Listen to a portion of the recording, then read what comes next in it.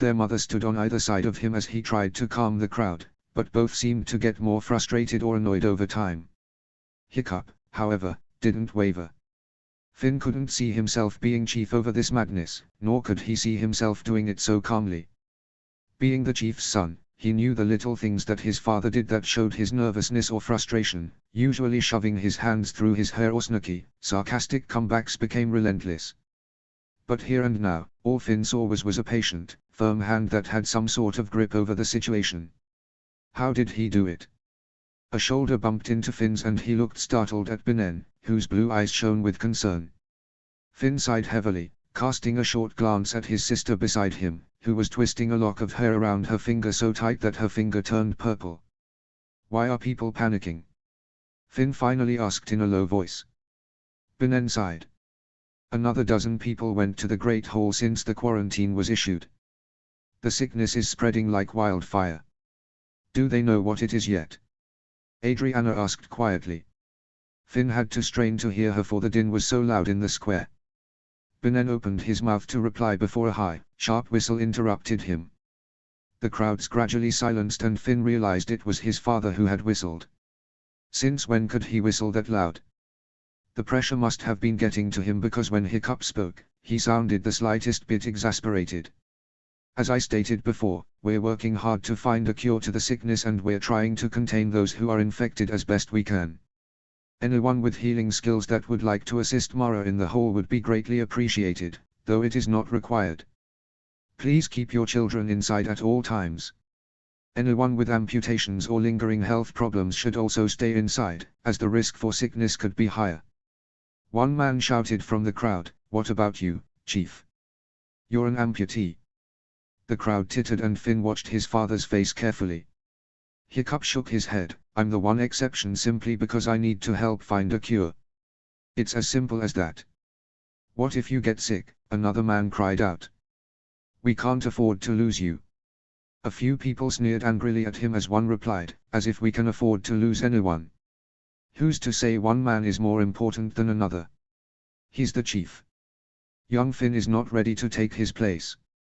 Don't you understand the implications of a village without a proper leader?" Finn felt a flare of anger in his chest as a few eyes, particularly those of his friends, shot toward him, but he stifled it. "You have little faith. He's the grandson of Stoic the Vast, he'd be a fine chief. He's not even 15. What if he gets sick then, eh? What if all the Haddocks die? Then what?" "Yes, because the Haddock family is the only important family on the island now, is it?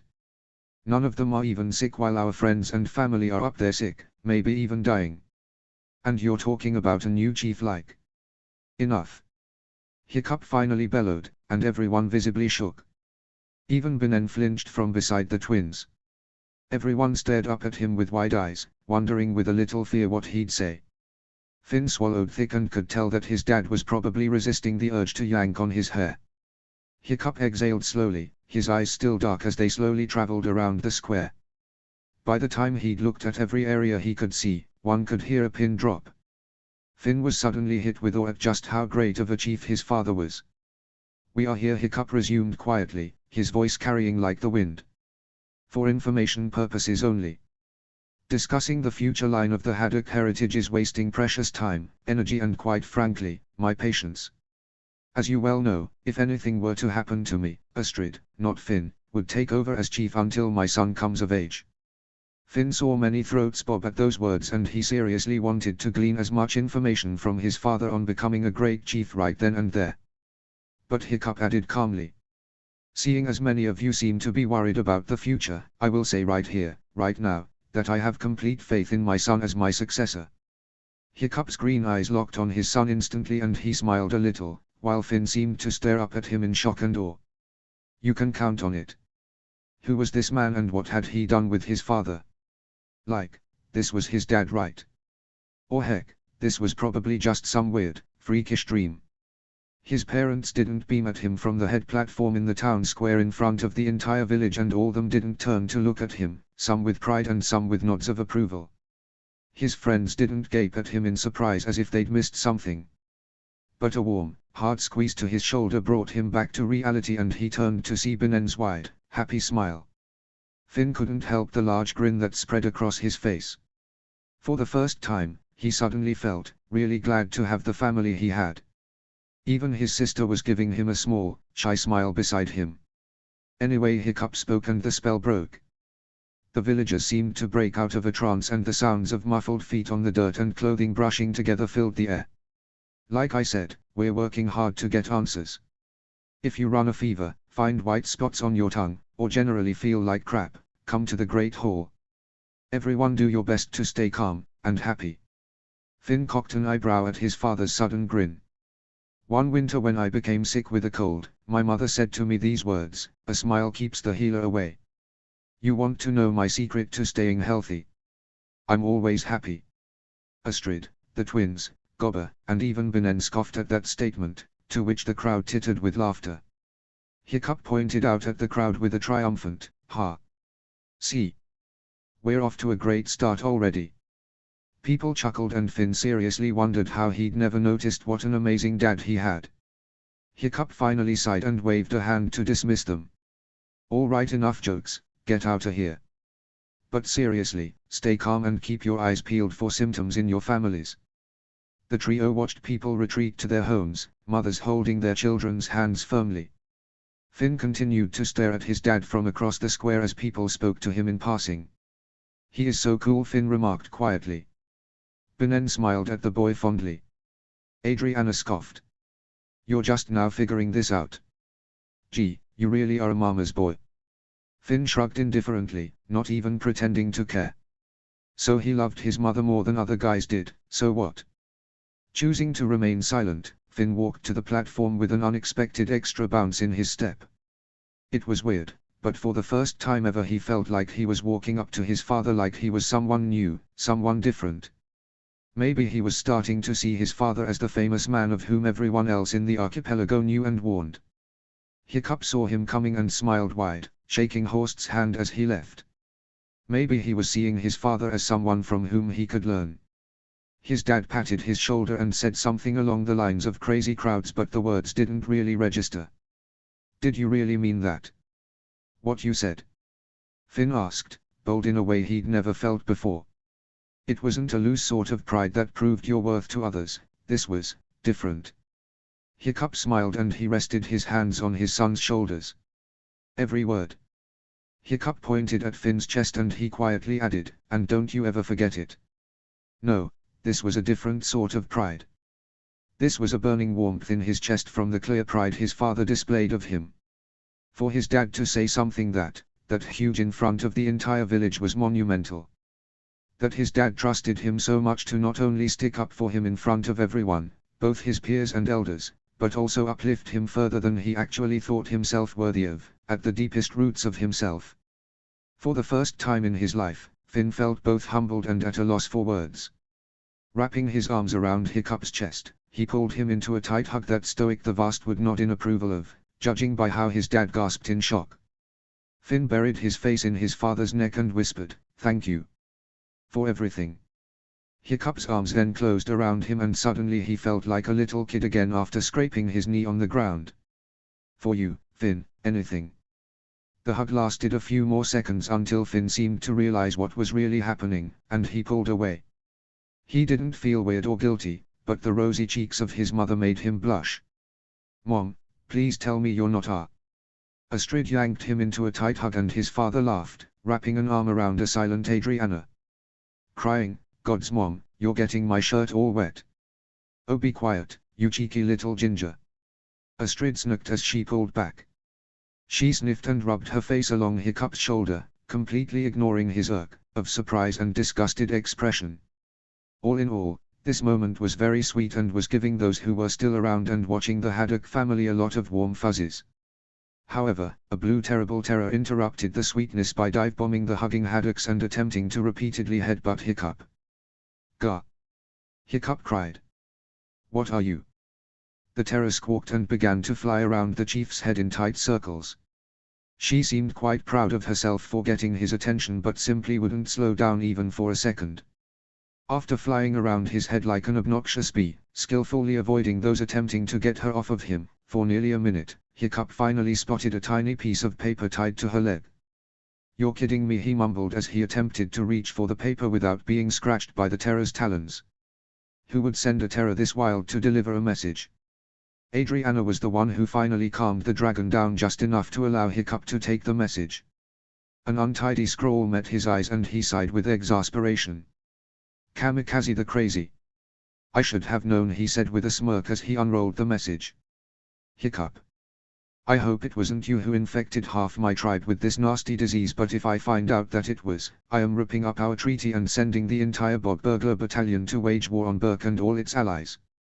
You can't get rid of us that easily. However, if, as I suspect, it wasn't you and it's one gigantic coincidence, I thought you should know that just about everyone here is getting sick and the disease may have spread while you were here and thus, you Burkians may be infected as well. Our healer has seen this outbreak before and she has a cure that works every time. That all being said, since we're fairly new allies and I'm not sure I trust you, I first want you to do something for us. The cure requires a special kind of eel that can be found on Eel Island. We have run out of this eel, so I want you to bring us 3 of them, and you might want to get some for your tribe as well, and we will trade you the ingredients for the cure in return. The eel is pink and red striped and is about 1.5 feet long. Do not send someone in your place. Come in person. Send Horoka back with your response. Kamikaze." Hiccup looked at the tiny dragon zooming around his head and raised an eyebrow. She did seem to fit the Bog Burglar's spirit, he'd give her that. Though attempting to attach a message to her foot would probably prove to be next to impossible. "There's a cure," he said as he handed the note to Astrid. "All I have to do is go to their island with a few eels." "You're leaving?" Finn's eyes widened as he read the note. "I have to, buddy." Hiccup patted his son on the head. "It'll be fine. This way I can't get infected." Finn sighed deeply as his father turned to his mother. "That means you're in charge, Astrid. Write Kamikaze a response and then meet me in our old spot." He kissed her on the cheek. "I have to pack up." As Hiccup walked off, completely ignoring his family's protests, Benin rushed to catch up with him. For a man with one leg, the hooligan chief could certainly walk fast when he had reason to hurry. "Hiccup, if I may, I think you should take someone along with you," Benin said as he finally walked in step with his chief, who had to slow down a bit to accommodate him. "Finn needs to stay here. If he's going to be the next chief, he needs to practice his leadership skills." Hiccup waved a hand. "I'll be fine. I wasn't talking about Finn." Benin shook his head. "Well, Astrid can't leave. She's acting chief." Hiccup reminded him. "I wasn't talking about Astrid either." Benin began to sound slightly exasperated with his friend. "Have you thought about how this outbreak is probably going to affect Anna?" Hiccup suddenly stopped and turned to look at Benin. "You want me to take Addy? But could be a dangerous mission. Which is why you shouldn't go alone." Benin glanced over at Adriana, who was talking to Astrid about something. "If you want her to recover from her ordeal, you need to start trusting her." "I do trust her." Hiccup responded far too quickly. "But she's only 13. As is your son, who you just told the village you had faith in as your successor." Benin fixed the chief with a rather firm gaze. "You don't have to take my advice. But..." He paused for a moment, thinking hard about how to phrase what he had to say next. "Anna has been through quite a lot. And I've seen outbreaks claim lives by the hundreds on more than one occasion. If you want her to recover, do you think it's a good idea for her to witness that happening to her village?" Hiccup blanched slightly at this. "Is that what you think is going to happen?" Benin shrugged sadly. "I cannot be sure. But I don't think we should take that risk. At the very least, this could be protecting her from getting the disease herself." Hiccup looked over at his daughter, who was talking to Eric. Even from across the village square, he could see the worry written all over her face as she spoke to her best friend, who had apparently been sent by his family to find out what had been said in the meeting. He thought back to all the times he'd held her when she'd cried over the death of someone she barely knew. His little girl was the kindest, sweetest, most compassionate person he knew, and if he could protect her from seeing people she knew dying of this disease, he had to do it. That was his job. His resolve hardened, he immediately hastened back to where she was standing. "Addie," he said the moment he was within earshot, "do you want to come with me? To get the eels?" Adriana asked in surprise. "To get the cure. I need someone to help me. It might be more than just eels that we need to find." Hiccup held out a hand. "So do you want to come with me?" Adriana looked at Eric, who patted her on the back. "Go. I'll be here when you get back." The girl turned back to her father. "Okay," she said as she took his hand. Hiccup smiled at her for a moment before turning to Astrid, Finn, Benen, and Eric. "Meet us at our old spot in half an hour, okay? We're going to have to get ready to go." As Astrid, Finn, and Eric nodded and Hiccup made his way to the Haddock house with his hand clasped firmly around Adriana's, no one noticed Benen beaming at them all. With Astrid and Finn in charge of the village and with Hiccup and Adriana getting the cure, the elderly man was certain that Berk couldn't be in better, more capable hands. Chapter 7, Eel Island. Chapter text.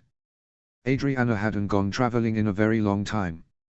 She'd been off Berk a few times ever since getting her dragon, but she and Lily weren't very adventurous. She had, at one time, found a small island with Eric in Berk's territory and the two of them liked to have picnics there on occasion, but this was the farthest she'd ventured since her trip to Dragon Island 3.5 years ago. It was for this reason that she was having a bit of trouble deciding what to pack for her trip. After throwing in a few clean outfits and her winter gear, she felt like there should be more. But what was she supposed to bring on a trip with an undetermined length? Lily stuck her head into Adriana's room as the girl pondered what to do next. She walked in and sniffed her human's bag before placing her large head on the girl's small lap.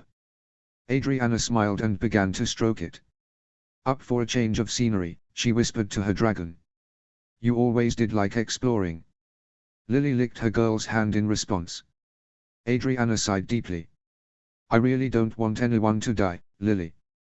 As her dragon cooed and licked the girl's hand, Hiccup stuck his head into his daughter's room. "About ready?" "I think so," Adriana replied, fastening her bag. "Are you?" "Just need to get some food and water for the trip and then we'll be good to go," said Hiccup. Adriana pounded down the stairs with her heavy backpack slung over her shoulder. She watched as her father threw various food items into a small satchel before fastening it and tying it to Toothless. "Maybe you should take some tea," the girl spoke up. "Just in case one of us gets sick." "I'm not sure how much good tea'll do," Hiccup said as he tied a few more bags to his dragon. "Well, the first symptoms are related to the throat and tea can soothe that." Adriana grabbed a few boxes of herbs from a shelf. "Just humor me, Dad." Hiccup eyed the herbs for a moment before smiling. "I knew bringing you was a good idea." "Well, we haven't left yet. I'm sure I'll mess something up soon." Adriana's cheeks reddened at the compliment as she handed the herbs to her father. "No, you won't." Hiccup shrugged off her comment. "What do you think, is this too much for Toothless to carry?" "He'll pout, but he's stronger than he likes to admit." "I think you're good." Adriana tied a few things to Lily. "I guess we should go say goodbye." Hiccup nodded. "Right again." As the father and daughter walked out of the house side by side, the dragons looked at each other. Lily made a funny sort of growl low in her throat. Toothless returned it. They seemed to share a silent agreement that they both had a very bad feeling about this. And dragons are rarely wrong. To say that Astrid had conflicted feelings would be a massive understatement. As she touched down on the cliff on which she and Hiccup had spent so much time, she hardly noticed Finn, Benen, and Eric dismounting and their dragons growling at each other in a friendly sort of way. Signa hopped between them and tried to make a game of grooming Tornado. Finn's dragon was not amused and gave her a warning snarl. This ended Signa's little game. The Haddock matriarch looked out over the frozen ocean that stretched out as far as the eye could see and sighed deeply. She didn't like sending her husband and daughter on a journey like that. They were certainly smart and resourceful enough to be okay, but something was nagging her about the whole thing. Maybe it was just nerves. She was going to have to step up and be chief with Hiccup gone. Similarly, Finn was also feeling apprehensive about the whole thing. As the son of the chief, he'd always felt like people watched him more closely than his peers, but this was a chance to make a difference. With both Hiccup and Adriana gone, he was the face of the future.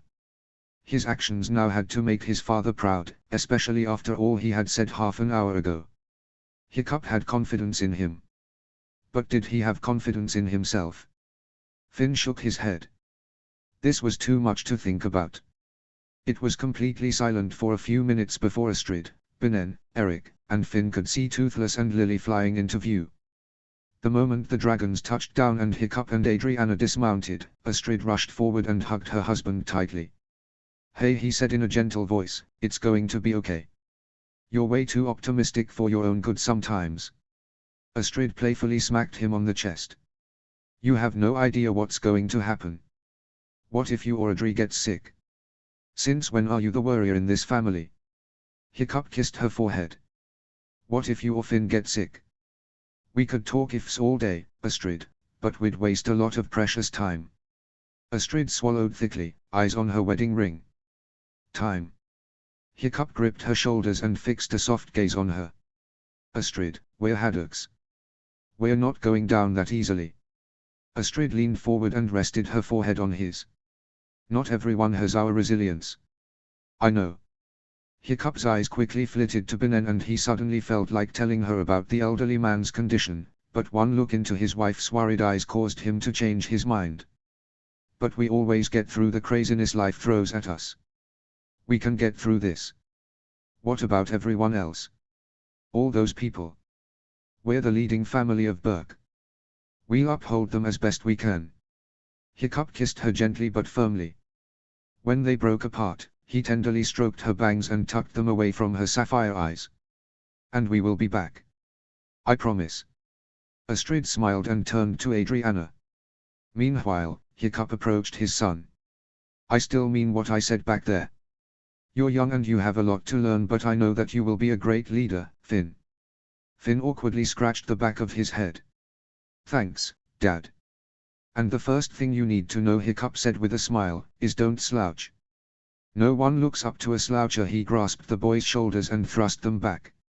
Finn straightened up, his eyes widening with surprise. "Now you look like a future chief.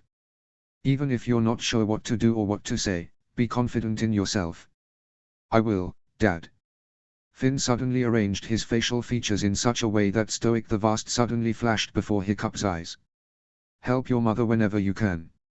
Hiccup patted his son on the shoulder. "I have full confidence in you. No pressure." "Thanks for that, Dad.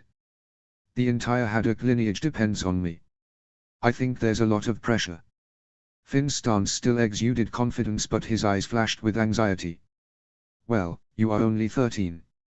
Hiccup playfully ruffled the boy's hair. "Don't grow up too fast.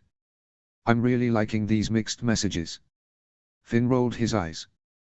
"Be a confident future chief and make me proud, but also act your age and don't feel pressured," he said in a nasally voice that was clearly meant to sound like his father's. Hiccup laughed. "Okay, you're right. But seriously, Finn, your mother is in charge. Do what she says. Help her in any way you can. That's all you have to do to make me proud, buddy." "Oh." Finn smiled. "That I can handle." Hiccup turned to Binnen to bid him farewell. At the same time, Adriana had just said her goodbyes to her mother and now faced Eric, who looked thoroughly miserable. "I really don't want you to go," Eric admitted in a low voice that only she could hear. "I know you have to and I think you should, but I wish you could stay." "I know." Adriana reached out and took both of his hands in hers. He gripped them tightly. "I wish I could be there for you. But there are so many people who can stay and help the sick and my dad needs me. I just..." Eric sighed shakily. "I'm scared to death. My dad's always been there. I'm not ready for him to. Sure." Adriana lifted a finger and placed it on his lips. "That's not going to happen. You don't know everything, Annie," Eric said in a slightly muffled voice thanks to her pointer finger pressed against his lips. She quickly removed it. "Just come back as soon as you can.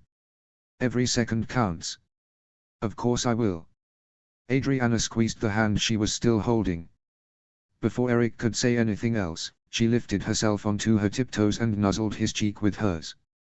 Eric's heart raced rather loudly as she paused for a moment before pressing her lips against his skin. His cheek seemed to burn when she returned to her normal height and fixed her eyes back on his own. "I'll miss you, Blondie," she said with a spark of mischief growing within those beautiful green eyes.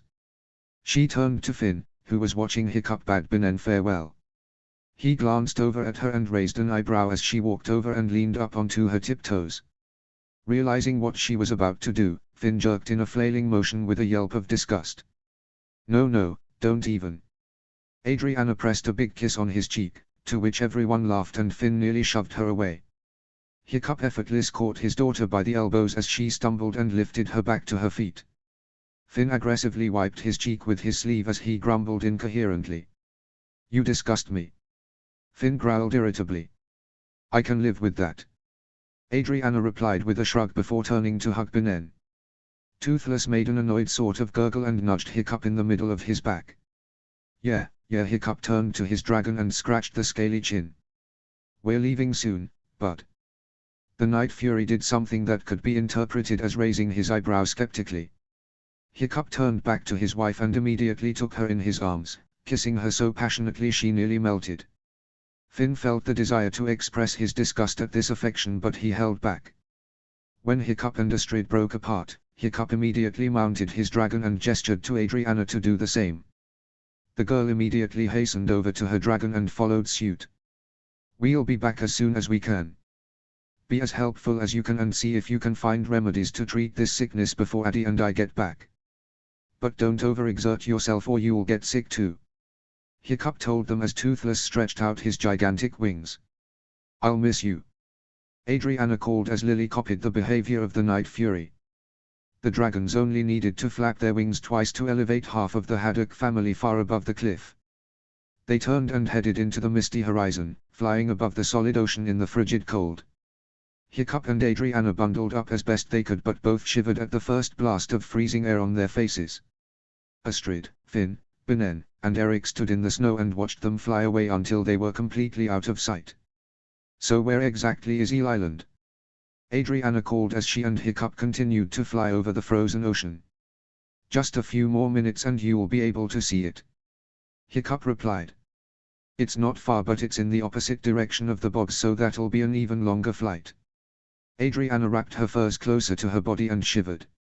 She didn't like flying in such frigid weather one bit. "Won't the water be frozen over?" "I thought of that." Hiccup gestured to one of the bags attached to Toothless. "You're about to get your first ice fishing lesson." Adriana paused for a moment. "Couldn't the dragons just melt the ice?" Hiccup made a face as he considered this possibility. "Well, yes. I guess that would be a bit easier." He coughed sheepishly. "But if we ever do need fish from deeper water, you're going to have to know how to ice fish." "Point taken." Adriana nodded. "I think I see it." "Is that it?" She pointed to a distant shore to which they rapidly approached. "Ah yes, that's the one." Hiccup leaned forward. "Dragons tend to stay away, so it should be deserted.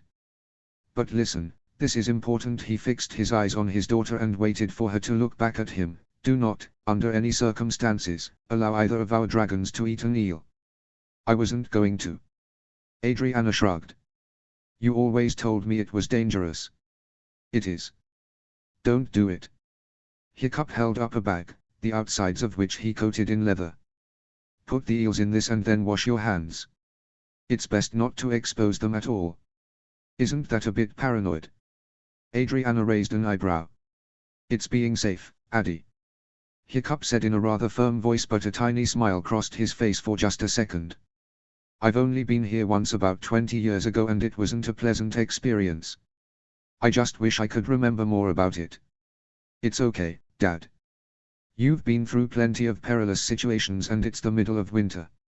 I mean, it's not like we're going to run into any dragons," Adriana said as she began to descend upon the snow-covered terrain below.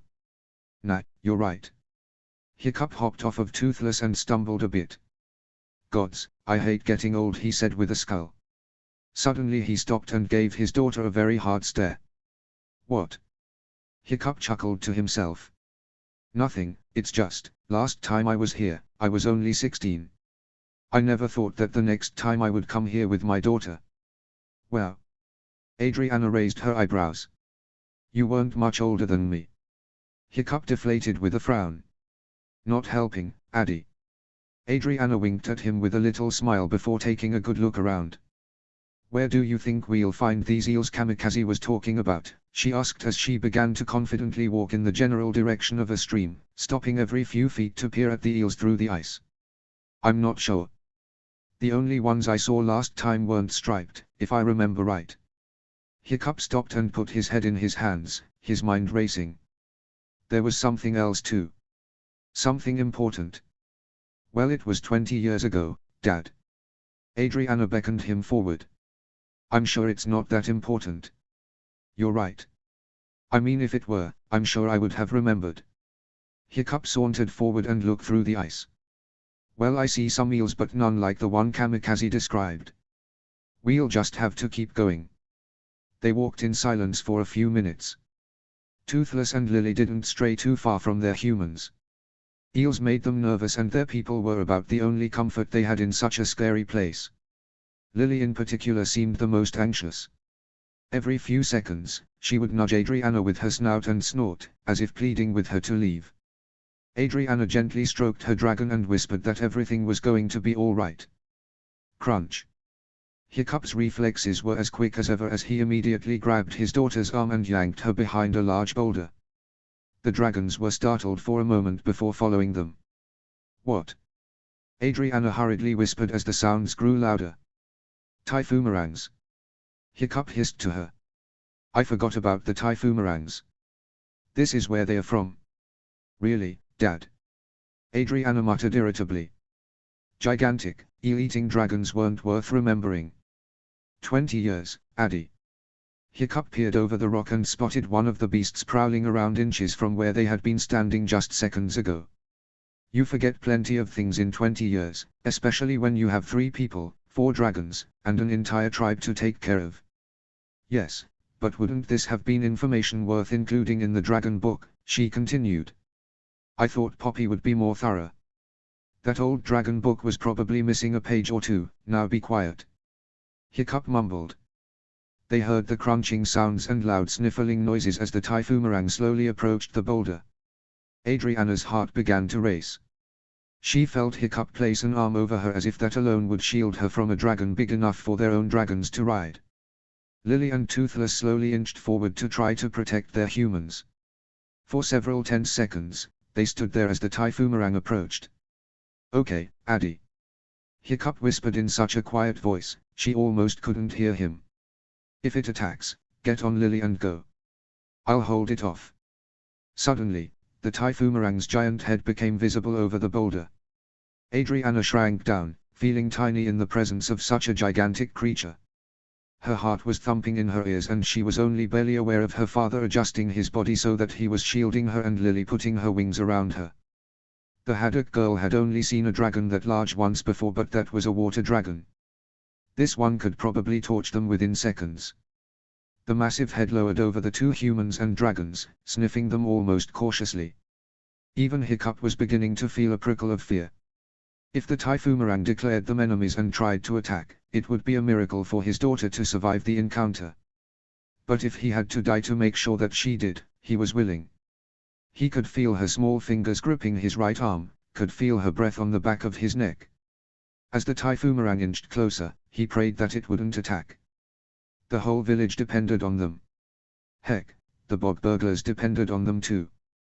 They couldn't fail. Suddenly, the dragon reared back with a loud barking sort of noise. They all jerked in alarm but had no time to react before it lowered its head again, and licked Hiccup across the face. Toothless growled almost possessively and glowered at the Typhoomerang. Adriana was instantly bewildered, as was Lily. Torch. Hiccup let out a laugh and straightened up, gently patting the dragon's snout. My gods, how long has it been? I can't believe you remember me. What? Adriana sputtered, her voice hadn't quite returned yet. Right, yes. Hiccup seemed almost giddy with excitement. Torch, this is my daughter, he enthusiastically gestured to her. Torch immediately lowered his head to inspect Adriana further. She took a few steps back. It's okay, Addy. He won't hurt you. Hiccup smiled proudly when the dragon looked between the two of them. That's right, big guy. She's mine. Torch seemed to understand this and nuzzled Adriana's hand the moment she lifted it. Toothless growled at his fellow dragon in a way the girl had never heard him growl before. What's up with him? She asked, raising an eyebrow at her father's dragon. Hiccup rolled his eyes. Probably jealous, he walked over and patted his dragon on the head. Come on, bud, let it go. Toothless looked up at his human and gurgled before resigning himself to pouting quietly. Lily, on the other hand, was a lot more open to trusting this new dragon. She inched forward and sat next to her human, staring into the face of the magnificent creature before her. All right, Torch. Hiccup strode forward and stood next to his daughter. We're looking for a special kind of eel. Do you think you can help us out? Torch stared at his old friend for a few seconds before making a funny sort of growl and walking away. Just as Hiccup and Adriana were beginning to think that the dragon had gotten bored with them, he turned his head and jerked it forward a bit. He wants us to follow him. Hiccup said, taking his daughter by the hand and walking behind the Typhoomerang. Toothless made a noise in the back of his throat but decided to follow his human anyway. Lily seemed to have taken a liking to Torch. She hopped around excitedly, almost like she was a hatchling again, before going back and making sure Adriana was still okay. They didn't walk very far before they got to a thick part of the woods. Hiccup and Adriana had to duck under the snow-covered branches and Torch practically had to crawl so that he would fit. It was very dark and if it weren't for the flames both Torch and Lily contained in their mouths, it would have been impossible to see. After several more minutes, the trees thinned slightly and they found themselves in a small clearing with a stream going through it. It took both Hiccup and Adriana a few seconds to realize that it was a stream at all. Eels of all kinds swam in large groups. So many eels passed through the stream that it wasn't even frozen over. Wow! Hiccup said, crouching down next to it. That's just, wow! It's beautiful. Adriana breathed. And we won't have any trouble getting the eels we need. She turned to the Typhoomerang, who looked rather pleased with himself. Thank you, Torch. Torch made a low rumbling sound in response. Hiccup got out the leather satchel and within seconds, it was squirming with 6 pink and red striped eels, 3 for the bog burglars and 3 for the hooligans. It had been refreshingly easy. I really wish we could stay, big guy. Hiccup stood up and stroked the Typhoomerang affectionately. But we have to get these eels to the bogs and as it is, we're going to get there late at night. Nissa, Adriana's terrible terror who had been snoozing in an empty satchel attached to Lily, emerged and yawned widely. She then flew over and perched on the girl's head. Perfect timing. Adriana said, lifting the reptile off of her head. We should probably send a message back to Burke saying we have the eels and are heading to the bogs. Right, yes. Good thinking. Hiccup handed her a slip of parchment and a bit of charcoal. Adriana hurriedly scribbled down her message to her mother and tied it to Nissa's leg. She fed her dragon a bit of dragon nip before releasing her into the air and out of sight. We should probably get going. Adriana told her father once Nissa had disappeared. Yes. But feel free to come visit us. Hiccup gave Torch a last pat before mounting a disgruntled-looking Toothless. Ready to meet Kamikaze? Hiccup asked his daughter, a tiny mischievous sparkle in his eyes. Absolutely. I want to see the kind of person Finn would practically drool over. Adriana replied with a grin. Nah, he's not that bad. Though he needs to work on his game for sure. Hiccup shook his head with amusement before waving to Torch and flying through a clearing in the trees over Eel Island. As the island finally dissolved from view, Hiccup began to wonder about what was going on at home. Was everyone okay? How was Astrid holding up? Was Finn being helpful? The questions kept him alert but very frustrated as he flew over the frozen ocean. When he saw Burke's shore to his left, he was tempted to fly over and check in on everyone but he resisted the urge. They were going to have to take care of the village without him. Chapter 8, Legacy. Chapter text. Adriana had never been on a longer flight in her life. At first she enjoyed watching the endless expanse of icy water below her and the little spits of land that came into view. She would try to find shapes in the tiny islands as they zipped by, and this activity kept her entertained for a short while. But, inevitably, boredom set in and she slumped on her dragon as the sun set. She was asleep within minutes. Darkness enveloped the duo as they flew. Hiccup was feeling quite apprehensive about returning to the island of the bog burglars. True, he and Kamikaze had gotten along pretty well last time they'd seen each other, which, as he kept reminding himself, was the day before yesterday, but they were such new allies and this seemed to come out of nowhere. Life could sometimes throw misfortune at them at the worst of times. Finally, the lights of the bog burglars' village came into view. Hiccup leaned over and shook Adriana away. It was definitely a good idea he'd thought to do that before they touched down. Because within seconds of Adriana's awakening, dozens of flaming arrows flew through the air and came uncomfortably close to the dragon riders. Toothless and Lily barely avoided them and Hiccup immediately whipped out his shield. Adriana grabbed hers too and blocked the incoming arrows from piercing her skin. Kamikaze! Hiccup bellowed as loudly as he could. You may have weakened us this time, but you can't keep a bog burglar down, came Kamikaze's loud voice from the shore. I'm not attacking. Hiccup shouted. It's Hiccup. I brought your eels. The arrows immediately ceased. Hiccup took this as a good sign that Kamikaze had heard him and was going to give him a chance to explain himself. Unfortunately, he was only half right. The moment he and Adriana landed, Kamikaze charged at him. You better not have brought in your battalion to attack us while we're sick, she snarled. If I had, wouldn't you see it coming? You saw us. Hiccup rolled his eyes.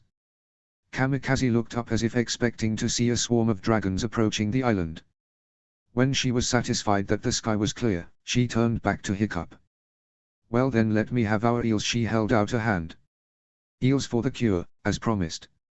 Hiccup reached into his bag and pulled out 3 of the slimy, smelly aquatic creatures. He placed them in the bog burglar chief's hand. Oh yes, these will do quite nicely, she said cheerfully. You did a pretty good job. For a man, of course. Well, it wasn't all me. Hiccup jerked his head toward Adriana, who had been watching this exchange with a slightly open mouth. You, a girl, I didn't think you were going to bring one of those what with your all-male fleet last time. Kamikaze came uncomfortably close to inspect the haddock girl. Oh, she must be your daughter. Yes, she has to be because she looks exactly like you except for the hair. And the nose, thankfully. You have a really big nose. Gee, thanks. Hiccup mumbled. Yes, this is Adriana. I can see why you said she takes after you. She's every bit as shy. The bog burglar chief held out a hand. Kamikaze the crazy, chief of the bog burglars. It's a shame we didn't meet under better circumstances, but I'm glad we met anyway. Adriana shook the surprisingly calloused hand. Ah, yeah, me too. And as polite as you too. Doesn't look a thing like her brother though. Kamikaze helped Adriana off her dragon and looked down at her for a few seconds. Smaller too. It's better to be small. You're much more stealthy that way. Hiccup was taken rather aback by the idea that any of the bog burglars even knew what the word stealthy meant in the first place. They were so very loud and raucous that any enemies would hear them coming from a mile away. So I have to get you the cure now, right? Actually, we've been using so many ingredients that we're running out and a chief protects her own, you know. But I think we can spare a few. You'll have to find the rest yourselves, but the healer made you some really detailed instructions so you shouldn't have too difficult a time finding them. Kamikaze beckoned for them to follow her. And you two should take it as well because you don't want to be getting sick on your quest. Both Hiccup and Adriana were surprised that Kamikaze had thought of this. Perhaps there was more to her than the crazy warrior on the outside. Once they arrived at their destination, the healer immediately grabbed their jaws and inspected their mouths. She tutted at Hiccup as she accepted the eels and added them to the mixture she was constantly stirring. He's got it. Early signs anyway. If he takes the cure now, he probably won't even feel the effects, she said in a very businesslike tone as she scooped a thick spoonful of something that looked and smelled disgusting. Open wide, she added before shoving the spoon into Hiccup's mouth. Hiccup choked and swallowed it as fast as he could. Still shuddering, he felt like apologizing to Adriana when the healer did the same to her. The girl nearly vomited right there, but she forced it down and managed to keep it that way. "Here's all you need," the healer said after the two hooligans finally composed themselves. She shoved a few containers of ingredients and a bit of parchment into Hiccup's hand. "I was as detailed as I could." "Thank you." Hiccup sighed. "I'd leave now, but we've been out all day. It's probably best that we turn in for the night." "That you should." Kamikaze agreed. "You can stay in the same place as before." "Okay." Hiccup nodded. "I really appreciate all you're doing for us." "Well, this means I'm allowed to call upon you for a favor someday. Not that I'll need one, of course. But if I ever did." Kamikaze punched Hiccup's shoulder. "Now off to bed." As Hiccup and Adriana walked to the house side by side, the girl tugged the parchment out of her father's hand and read it aloud. "We're going to need a long, silver fish. Says here they're easiest to find on Outcast Island," she said clearly. "And there are some berries that can be found anywhere but, oh." "Oh, what?" Hiccup asked, raising an eyebrow at her. "But they're all over an island called Mayro." Hiccup's stomach clenched at the word. "We'll just have to go then," he said through gritted teeth. "Get this over with." "Are you sure?" "Yes." Hiccup sighed deeply and put a hand to his head. "Go on. A few more things we can pick up on the way back because they're all on Healer's Island. And..." Her eyes widened. "And, well, that's it. Nothing else," she said very quickly. Hiccup was too tired to find this behavior alarming, so he continued to walk silently. Adriana's eyes were fixed on the final, thankfully optional, ingredient. One powerful enough to heal anyone at any stage but almost impossible to find. She felt a prickle of fear at the words in front of her. The only time she had seen it used, no. She wasn't going to think about that. Besides, it was optional anyway. "Don't think about it," she whispered to herself. "Just don't." And so, as she rolled up the paper and put it in her satchel, she pushed the thought from her mind. Finn had always been told two things: he had his grandfather's strength and build. Never before had he found these things to be so necessary, important, and convenient. Lifting boxes full of medicine and things for Mara to the Great Hall, carrying barrels of water and strong mead for the sick, building stretchers and fixing carts with Gobber to then lift people and carry them up the Great Hall stairs to Mara, and much, much more work still had yet to be done. He was ever thankful for his endurance and proclivity for sweat-inducing hard work. Not 2 hours after his father and sister had left Berk, the Great Hall had begun to fill with the sick. Mara finally cracked and instructed anyone not yet infected to tie a cloth over their mouth and nose, especially Astrid and Finn. She didn't want either falling ill, but due to the stubbornness of both haddocks, and the boy following in his mother's particularly stubborn footsteps, they rarely wore the cloths. It was late evening when Finn was helping Gobber, Spitaloot and a few other men carry an elderly woman on a stretcher into the hall. Mara noticed from the back of the hall and she met them at the first fire pit at a brisk pace and tight, yet calm expression. "Hello Gadar," the healer greeted the woman lightly, instantly checking her throat. She nodded to the men and directed them to the back corner of the room where she was keeping the elderly. Mara gave Finn a stern glance for not wearing his cloth, again, and shooed him away. Finn licked his lips as he weaved his way back toward the door. He surveyed the village, his people lying on beds and makeshift mats throughout the room. Young and old, it didn't matter. Coughing rang throughout the room as did the occasional cry of pain. He frowned at the sight of Taryn's parents talking quietly to her as she lay on her mat on the left side of the wall, just below the shields of the Haddock heritage. The shield of his father and grandfather caught his eye, and Finn found himself walking toward it with slow steps. Staring up at it, he was suddenly hit with the realization that his father hadn't been much older then than he was now. And he'd done so many things by that age. Finn knew all the stories of the young, snooky, inventive boy turned legend within a short amount of time. He had most them memorized and could probably retell them all as if he'd been there himself. But up till now, that's all they'd ever been. Stories. And now, standing in the middle of a village crisis with so much work to do and no legend father to guide him through it, Finn couldn't help but feel a little overwhelmed. He had his mother for sure and he was confident he could keep up with her and do what she asked and needed of him. But he wasn't his father. At the age of 15, Hiccup had defied all tradition and sacrificed all ties to friends and family for what was basically a Viking's worst enemy. He'd pulled out all the stops and sacrificed his own life for a boar-headed, stubborn Viking clan that basically despised him and thought him a traitor. He fought and defeated a dragon the size of an island alongside his best friend and wound up losing half his leg over it. After the Viking and dragon union, his father and Toothless had been known for their adventures and training dragons and discovering and traveling. His father was adventurous and curious and strong. Not like any other Viking on the island, but strong mentally. Finn never fully realized just how strong his father was. He didn't have the build, but he had the heart. His father was a great, accomplished man. How did he honestly expect to assist in keeping the village together when his father had done so much more? Blinking out of his train of thought, Finn realized he was staring hard at the image of his father holding a rolled-up scroll and wearing a helmet on his head. When he glanced at the image of his grandfather, he could see the similarities for sure. Those were obvious. But it was hard to really see what similarities he had with his father. He had to be like him in some ways, didn't he? A soft hand on his shoulder made him jump, but he instantly relaxed when he saw Binnen come to stand beside him. His friend smiled wide at the image before him and nodded his head toward it. I wish I could have had the opportunity to meet him. Finn smiled softly. He was a great man. He paused, his eyes roving to his father's painting again. They both are. Binnen faced with a look of concern. Are you all right? You seem awfully fascinated with your father lately. I don't know. Finn shrugged. Binnen waited patiently. I'm okay, I guess I just keep having these sudden realizations at just how much he's done, and how great he really is.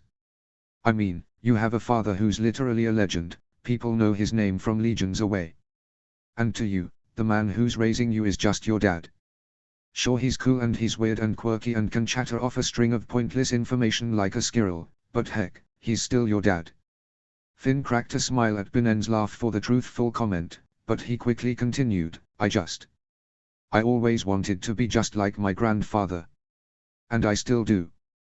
But the more I really realize just how much my dad has done. It kind of makes me wonder how I'll turn out. You'll do wonderfully. Finn rolled his eyes. Please Binnen, don't flatter me, my dad has done greater things in a span of a month than I have ever done in my entire life. How am I supposed to top that? Who says that you're supposed to? Binnen asked quizzically. Finn paused. I think Binnen began carefully. That your father did what he did because he saw a problem that needed to be fixed. He shot down that dragon, as you well know, and try as he might, he just couldn't kill it. He saw the damage that he'd done and saw that everything he wanted in his desire to fit in with the others, it just didn't matter. It wasn't him. He'd have to find his own way of making a difference because doing things the Viking way was just not working for him. Finn nodded in agreement. And that's when he just couldn't leave well enough alone. Right, Binnen chuckled. No, that little troublemaker had to keep playing with the fire. And he ended up catching the whole woods on fire. Finn crossed his arms with a slight eye roll. Yes, but the forest regrew into a harvest much more plentiful than before, I'd say. Binnen chuckled. Is that such a bad thing that he is basically the founder of a better world? What's so bad about that?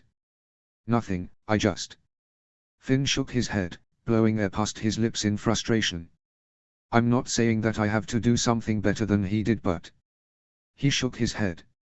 Everyone's expecting me to. Binnen gave a soft HMPH in agreement. Well, you know what I think. Binnen turned Finn to see him face to face. He smiled when he remembered the boy was a good inch or two taller than him. I think your father has begun a great legacy, one that will last for generations. And only a son with the strength and leadership of Stoic the Vast could keep that legacy intact to pass on to a third generation. Finn brightened. You think so? I never lie. Binnen grinned and squeezed Finn's shoulder. Don't stress yourself out. Your time too will come. And you too will do great things. But only by preparing today will you be ready for that day. Finn nodded with a wide grin. Thanks, Binnen. Don't thank him. A woman's sharp peal of pain sounded from the other side of the hall. Binnen and Finn jerked at the sound as the eyes of many searched for the woman. Finn saw Mara running across the hole from the back toward the front, and his stomach dropped when he heard Tough Nut call for her anxiously. Svala. Finn broke into a run across the hall, weaving around tables and mats. Just as he got to the vicinity of Svala's mat, she cried out with a second scream, stronger this time. Binnen grabbed Finn from behind and dragged him backwards away from the scene. No, no, no, Finn, that's not your job. Stay back, son. But Binnen, she's in pain, look at her. Finn twisted, trying to get free. And do you know anything about this? What can you do, Finn? Binnen gently asked, struggling to hold the teenager in his arms. Finn finally stopped struggling at his words and stood nearby as Mara and a few other women hurried around Svala, who was clutching her stomach and crying. Tough Nut held her in his lap, trying to soothe her and get answers from the healer, but to no avail. Her pretty face contorted into a look of pure agony as she arched off the mat, a strong scream belting from her throat that bounced off the walls of the great hall. Finn gasped at the scene, stepping backwards and nearly knocking a bench onto its side. Astrid ran into the fray a moment later and shared a few quick words with Mara. Finn saw her face go white, and that's when she saw him and Binnen standing there, and her eyes widened. She stood and ran over to him, pulling him to the door. Finn, honey, you have to go. What? Why? Why? Because I asked you to, that's why. Astrid snapped, and Finn flinched with a pained look on his face. Astrid closed her eyes and sighed. I'm sorry. I shouldn't have snapped. Finn glanced over her shoulder when Svala cried out again. What's wrong with her? Astrid shared a long look with Binnen before facing her son. It's the baby. Finn gasped and shook his head. He struggled with words for a minute as he watched Tough Nut trying to calm his wife down. Will it be okay? Will she be okay? Astrid swallowed thickly and shook her head. I don't know, little man. I don't know. Determination welled up in his chest and he stared at her hard. What do you want me to do? Astrid nodded toward Binnen again as she replied, I want you to go to Binnen's and get some rest. You're going to need it for tomorrow. No, I meant for SV. I know fully what you meant, Finn, and I want you to go with Binnen. Finn frowned at her, looking so much like his father at that moment that she had to give him a small smile. Astrid stepped closer and gave him a short hug. Childbirth is no place for a young man, whether it's good or bad. You'll have a wife one day where it's your business to be present. Don't get ahead of yourself. Mom, it has nothing to do with that, I couldn't care less about becoming a parent at the moment. Astrid smiled and brushed his bangs off his forehead. Perhaps not. One day you'll understand. She nodded toward Binnen and trotted back toward Svala and the party of people trying to help her. Binnen grasped Finn's arm and pulled him toward the door, the young man's eyes glued to the scene. It was only when Binnen caught sight of the blood at the edge of Svala's mat that he forcefully grabbed Finn by the shirt and dragged him to the doors. Fire crackled in the hearth. Binnen's small dagger dragged down the wood he was carving with a soft creak noise. He made it look so easy, shaving wood off a block to create an image. He'd taken up wood carving as a little hobby after he'd been freed. It was relaxing after a long day of stress, or if one was tired and just wanted to let his thoughts run wild. Finn had hoped the quiet house, the soft sounds of the fire and Binnen's wood carving would help him relax. Binnen had forced him to eat some fish and a little smoked jerky from a recent hunt, but no matter what he did or how hard he tried, he could not get Svala's echoing screams or the image of the blood from her mat out of his head. Despite his past circumstances as slave, he wasn't afraid of blood or pain. He hated them with a passion and couldn't stand it when pain was inflicted on a person. He knew he wasn't afraid of these things. But he knew from experience that he was easily traumatized by them. Within the first few months of Binnen's life on Berk, he'd accidentally cut his hand on a sharp blade. Finn didn't remember much from the incident, but all he knew is he'd stared frozen in horror at Binnen's bleeding hand one moment, and the next he was fussing and running all over the house for a cloth to wrap it up and water to clean it, and kept asking Binnen if he needed the healer. Once he'd calmed down and the issue had been resolved, he'd suddenly realized just how ridiculous he'd acted. It was just a scratch. Sure, Binnen had gotten a nice scar out of it after the stitches came out, but seriously. It could have been so much worse. It wasn't a big deal. But he couldn't be so petty. He knew it was deeper than that. His finger gently glanced across the hidden slave mark under his hair by his right ear, and he knew that that week had scarred him in more ways than just the marks on his back that had never fully disappeared. The nightmares had eventually gone away, and he'd made himself stronger, helped Binnen recuperate and rebuild his familial relationships. However, still to this day, if someone was in deep pain and suffering, and blood was involved, he froze. He wasn't afraid of it, he'd told himself over and over again. So why couldn't he just deal with it then? You keep staring at that fire with such ire, you just might set the house on fire, Binnen chided, breaking his thoughts. Finn huffed into his clasped hands under his chin with a mild shake of his head. Sorry. What's on your mind? Finn huffed again. Many things. But mostly. He glanced at Binnen and found he couldn't keep eye contact. He really didn't want to talk about this. Binnen didn't mind because he'd learned to accept his past years before, but it was still a painful memory for Finn. However, Binnen was the only one who understood. He bit his lip, fidgeting in his chair for a minute before asking, "Do you still struggle with things concerning Mayro?" Binnen took up his wood carving again with a patient expression. Such as? I don't know. I guess. Binnen raised an eyebrow at the teen's growing silence until Finn finally sighed. Blood. I still can't look at blood and just be normal. I'm not afraid of blood, I just. He shook his head at a loss for words. After what you went through, it's your body's natural instinct not to appreciate seeing it, Finn. Binnen replied after a few moments of silence. It reopens a door full of memories you'd prefer to keep closed. Finn remained silent, staring into the flames as he listened with a sullen frown. Binnen continued, "You were abused a lot more than most boys your age. Ratri was an evil man and the worst of all the slave traders on Mayro.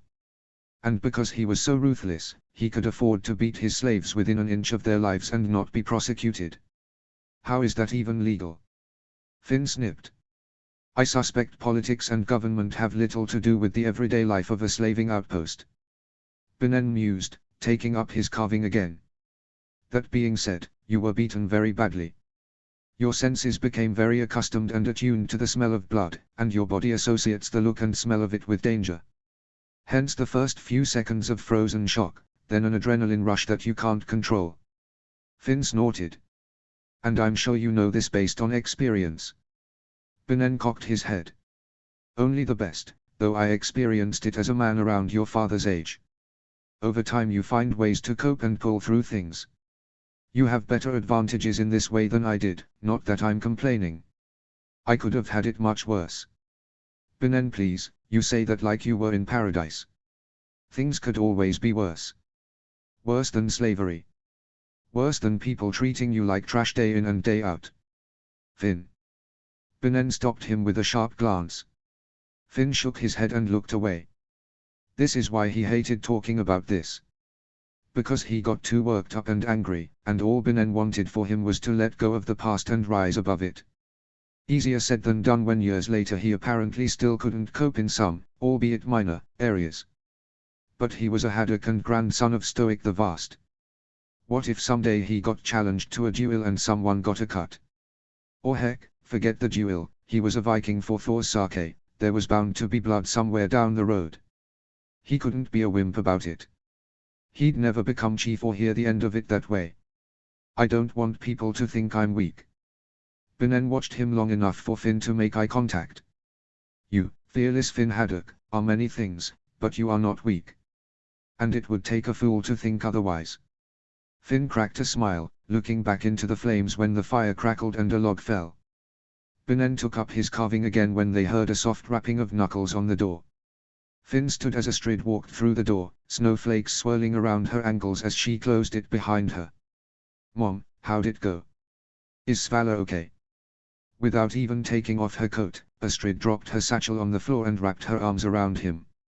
Though she hugged him tightly around his shoulders and pressed her face into his shoulder, he was startled to feel her trembling. Somehow he knew it wasn't from the cold. "Mom. Mom, what happened?" Astrid swallowed thickly, refusing to release him. Does something need to be wrong to get a hug from my son? Binnen held eye contact with her over Finn's shoulder and he slowly looked down, a mournful expression on his face. Finn pulled her back and looked at her with an almost stern expression. Mom, I mean it. I'm not a little kid anymore, I can handle the truth. What happened? Astrid fiddled with her gloves for a minute and that's when he knew that the news was very bad. His mother didn't fiddle with things as his father did, she got straight to the point while his father tended to beat around the bush. Unless something was very wrong. Finally, his mother looked up at him and he saw the red eyes, the white complexion, all born of grief. Astrid's lip trembled as she finally spoke, the baby didn't make it. Finn froze, his eyebrows coming down to darken his eyes. What? But she was fine this morning. The sickness made him premature. Finn had never seen his mother look so grief-stricken. It was a boy. Astrid sniffed and looked up at him through wet eyelashes. It was a boy. Tears began to fall before she could stop them and Finn nearly yanked her into his arms. They've wanted a baby so badly. They were so close. Binnen listened sadly from his chair as Finn held his crying mother. But as he listened to Astrid mourn for Tufnut and Svala's lost child, Binnen realized something. She was crying and holding on to Finn in a white-knuckled grip as if someone were trying to take him away from her. Rather than ask about this, he decided to ask the question that was a bit more important. How is Svala? Asked Binnen in a soft voice. She's okay, Astrid sniffed loudly. Mara thinks she'll pull through but she's still sick. There's no telling how that will affect childbearing. Binnen nodded in understanding, freeing her from having to finish that sentence. Despite the situation, something caught Binnen's attention that confused him. The loss of any child was of course tragic and anyone should mourn the loss, but Astrid acted and behaved as if she herself had lost the child. She clung to Finn in a white-knuckles grip as if he'd slip away from her forever. As far as Binnen knew, and as much as he'd ever been told, was that Hiccup and Astrid were unable to have more children after the twins' birth. Her kidnapping, horrible treatment during labor and harsh conditions for birth had proved to be too much for Astrid's body to take, and the only children they would have were Finn and Adriana. Another thing Binnen had gathered over the years specifically from Gobber, was that Hiccup was very torn up about their inability to have more children. He'd wanted more and it took him some time to come to terms with it. However, it hadn't taken much time for Astrid to come to terms with it at all. Gobber had said that Astrid would occasionally make sweet faces at a baby as if she wanted more, but the topic never came up and as far as anyone knew, the couple hadn't tried for any more. That was all the information Binnen had on the topic, and frankly he'd never had a pertinent reason to ask. But now, with Astrid clinging to her only son and crying over the death of another couple's unborn child, Binnen couldn't help but think that there had to be more to the story. Chapter 9, The Kindness of Strangers. Chapter text. Adriana didn't have nearly as many nightmares as she had when she was a child, but a few of them sometimes made their way into her sleep cycle. By this time, waking up in a cold sweat was beginning to be almost ordinary. Rather than run to her parents, she merely wiped her face with a towel, changed into a different set of pajamas, and went back to sleep. It wasn't that the nightmares didn't bother her, they did, but they weren't a big deal anymore. But memories had a habit of resurfacing and the one that had popped into her brain and into her dreams was one she would rather push down with the rest. As she wiped the sweat off her face and finally felt her heart rate return to normal, she began to contemplate what she had just remembered. Trying to ignore its presence was like trying to ignore a hungry monstrous nightmare while standing in the food storage. Memories this old weren't very clear, but the emotions she had felt returned full force. Relief, hope, sudden fear as the hope was forcefully taken away. The realization that she was probably going to die before she saw her family again. She pressed her palms against her eyes until little lights flashed in the darkness and began to be almost disorienting. Sometimes when she did this, she liked to pretend she was traveling through space while the little colors and shapes whirled around her as she pressed her eyes into their sockets.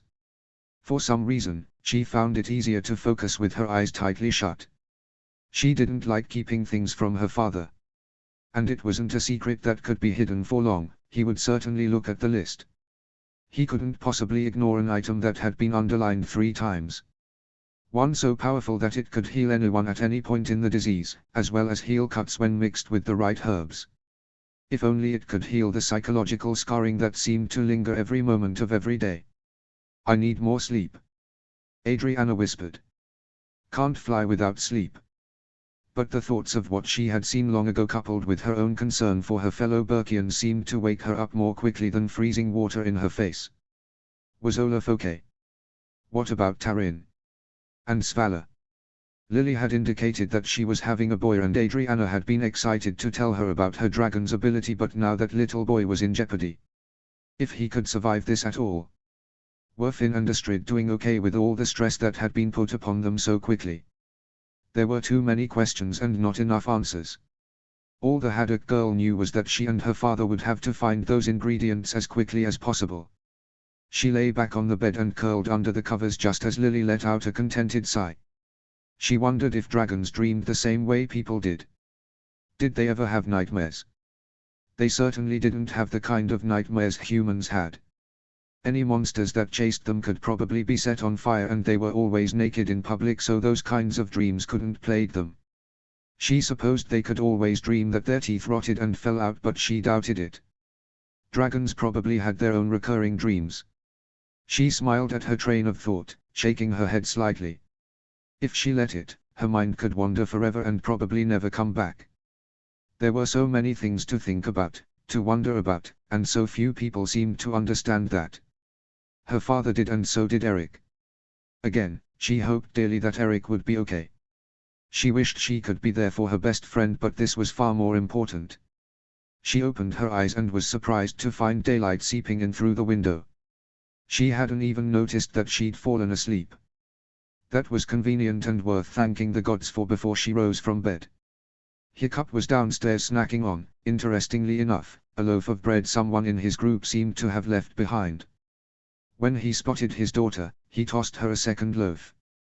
I was just thinking about waking you up, he said by way of a greeting. Outcast Island is kind of a long way from here and I didn't want to leave too late. Adriana could hear her dragon descending the staircase, yawning widely and making funny noises with her throat. Hiccup watched as she immediately walked over to a small barrel of fish and started to eat. Toothless, who had already been fed, was sitting up at attention as if he was impatiently waiting for them to leave. I haven't been to Outcast Island, Adriana said thoughtfully as she sat down on a stool near the fire pit. Though I definitely don't care for Ali the Insincere. Hiccup grimaced. I'm with you there. I sent her a note with Pipsqueak last night so she knows we're coming. And. He paused for a moment before sighing deeply. Nissa came back with a note from Burke. It seems everyone's getting sick now. Astrid and Finn are doing their best under the circumstances. Did anyone? Adriana faltered. She wasn't sure if she wanted an answer to this question, but it was probably best to ask it. Hiccup understood what she meant and paused for a moment. Svala lost the baby. A boy. But Mara thinks she'll pull through. Tears began to fill Adriana's eyes at this news. No, she said through her fingers, which had risen to her mouth. But they were trying for such a long time. Hiccup got up and seated himself on the stool next to hers. He put an arm around her shoulders as she cried. I know. It's not fair. Adriana hiccuped and wiped her eyes with her sleeve. We have to get the cure. I don't want anyone else to die. I agree. Hiccup kissed her forehead. Eat your breakfast and put on your coat. Soon as we're ready, we're leaving. Adriana's heart broke for Tufnut and Svala, but crying wasn't going to do any good right now. She quickly composed herself and took a generous bite out of the bread before standing up and putting on the layers of clothing she would need for such a long, cold flight. Erik Larsen had never really thought about the possibility that the healers would fail to heal anyone under their care. Sure, people died on Burke from diseases, but those people tended to be very old and frail. Tasha, the healer before Mara, had amputated limbs without her patients dying. She had been the healer when what was left of Hiccup's foot had to come off. Mara had learned everything she knew from Tasha and had already cured many different diseases, in addition to doing checkups, delivering babies, and whatever else healers were supposed to do. But this time, Mara seemed thoroughly overwhelmed. And with Olaf's life hanging in the balance, Erik was beginning to feel genuinely terrified. Olaf's condition had only worsened since they had brought him into the Great Hall. After a full day and night of rest and calming herbal remedies, nothing seemed to be doing any good. But Erik was still hopeful even when everyone else told him that he should prepare himself for his father's death. The strongest man he had ever known certainly wasn't going to die on his watch. Olaf still had to meet his newest grandchild, and first granddaughter, who had been born a few days before he and Erik had returned from the bog burglars.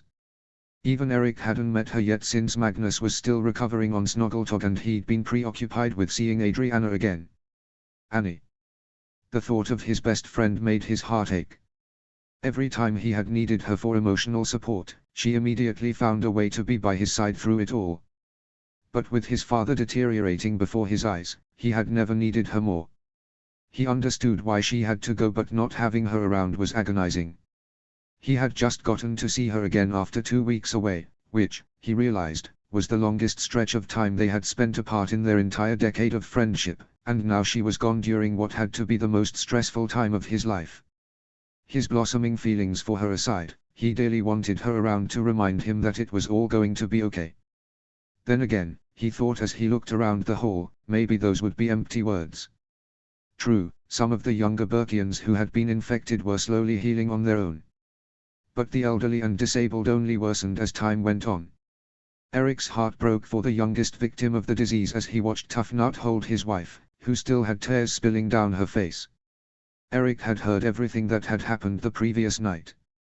Every cry of pain and then the agonizing silence that followed. Svala openly sobbing for the baby she had so wanted. Tears had dripped down his own face as he cared for his father. But still he would not leave. As he continued to scan the hall with his eyes, he spotted Finn helping several Burkians carry in new patients. Even from a distance, Erik could see dark circles under the teenager's eyes. Had he slept at all? Even Erik had fallen asleep for a few hours when his mother arrived to continue Olaf's care. But despite Finn's appearance, his posture didn't seem to be affected by the lack of sleep. He stood up straight and pointed out places for the patients to be put while they were under quarantine. Binen, the Haddock's elderly friend, stayed close by and eyed the boy with concern. Erik turned back to his father and pressed a cool rag against his forehead. This was a horrible place to spend one's final hours. The youngest Larsen was determined to make sure that his father wouldn't die in a place filled with the weak and the sick. Olaf Larsen deserved better than that. Hang in there, Dad, the teenager whispered. You can beat this. And, for a moment, he thought he saw his father smile. Who knew flying could be so exhausting?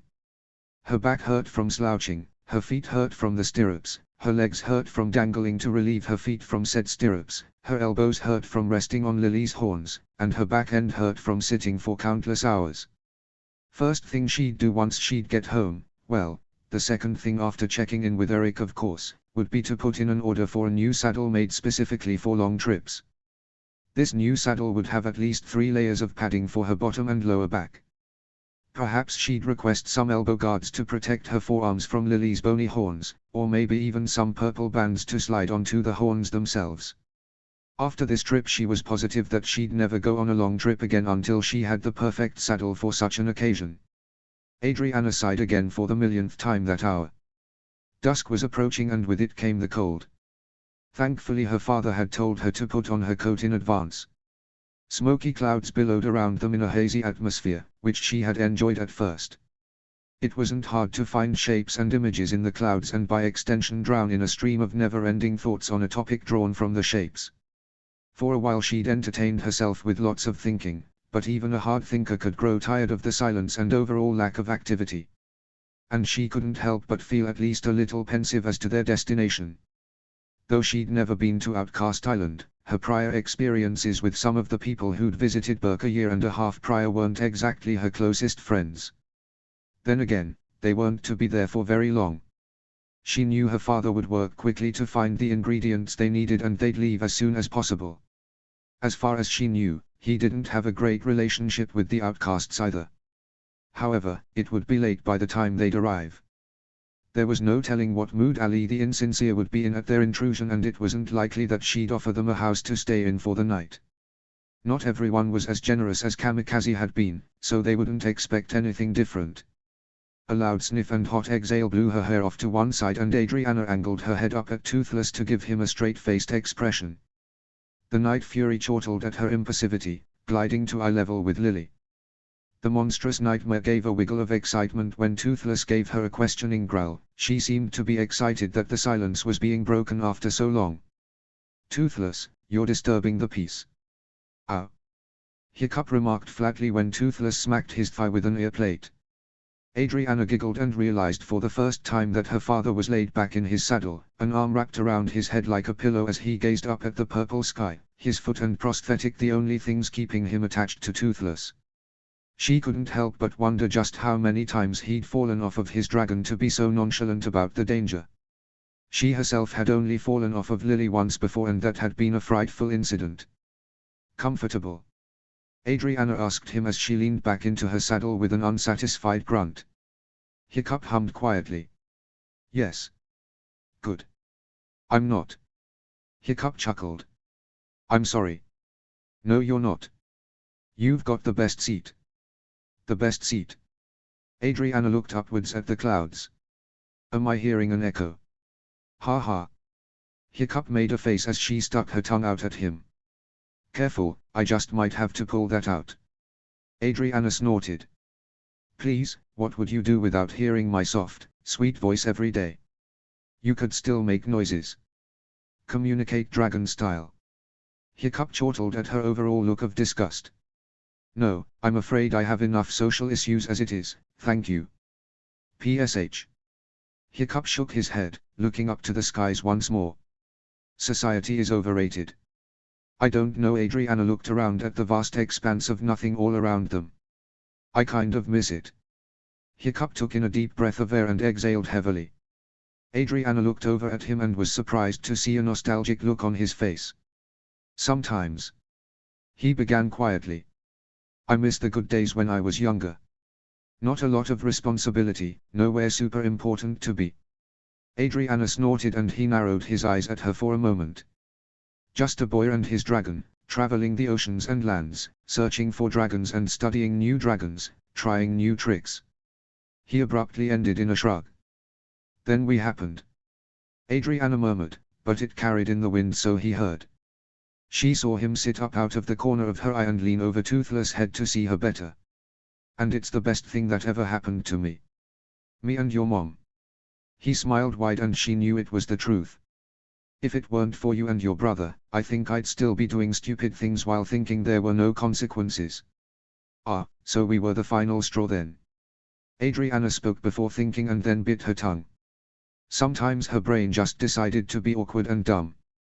But to her relief, he laughed and nodded vehemently. "Oh, for sure. I don't deny it a bit." Adriana still frowned. "But..." She paused, almost afraid to question her next thought. But his green eyes burning into hers, the eyes that she reflected, she couldn't hold it back. "So many bad things have happened to you and Mom. Don't you get tired of it?" Nostalgia hit his face once again for a moment, but then it softened into something more sweet. Adriana couldn't place it, but she waited with bated breath for his response. "A lot of bad things have happened. And almost none of them have been easy. It's been a long, hard road to travel. Both your mother and I have had many things taken from us over the years, some of those things we weren't fortunate enough to get back." Adriana frowned emphatically when Poppy and Nana's images flashed to her mind. But Hiccup smiled with a happy glint in his eye. "That's life, isn't it? You can't have life the straight and easy way, or else you wouldn't learn anything. There'd be no reason to fight for the things you love or no reason to work hard for the things you care about. It'd just be handed to you on a silver platter. But were all those terrible things worth it in the end?" Adriana asked, images flashing to her mind that she forced down with a hard blink. "Can there really be something good that comes from the bad?" She could see the wheels turning in his head. She knew that they were probably thinking some of the same things, she knew that he could be thinking many more terrifying things that she could never dream of. She had so many secrets that she didn't want to think about, let alone talk about, terrifying secrets kept in a hidden compartment in the recesses of her brain that no little girl should ever have had to deal with. Yet she still wanted to know, could any good come from bad? Hiccup finally smiled softly at her, and it was almost enough to melt her hardened soul. Absolutely. The bad things that happen to you.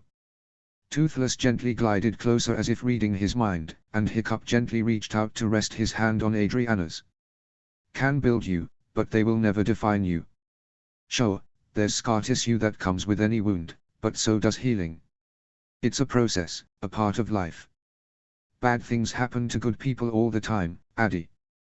But that doesn't turn them into bad people. Adriana rested her other hand over his and quietly replied, but when push comes to shove, they could turn into bad people. They could. But I guess that just depends on the person and who they spend their time with. Hiccup sighed, and a part of healing is forgiveness. You can never fully heal from something until you let the problem go. Do you think your mother and I would still be together if we'd never forgiven each other? Adriana shook her head with pursed lips. She knew that to be true. Or do you think you and your mother would have a great relationship now if you hadn't forgiven each other? No. Also true. She knew he was right. He always was, and he was speaking from experience. She wanted to believe him, but, no. Some people couldn't be forgiven. Some people didn't deserve forgiveness. He hadn't experienced the things she had, and he had never had to deal with fear and stress like she had. He couldn't expect her to just soak in his words like a sponge and act on them from then on. Life wasn't easy like that. She was on the same page with him on that note. Adriana pulled her hands away from his and stretched her arms over her head.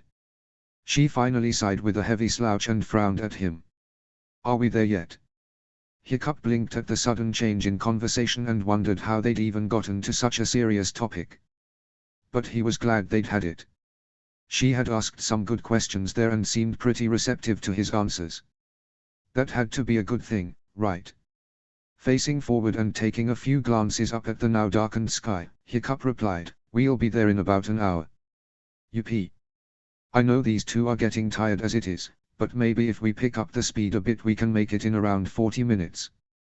What do you say, guys? Want to finish this trip? Toothless and Lily both growled in agreement, both eagerly pumping their wings a little harder. Their riders laughed and patted or scratched their heads.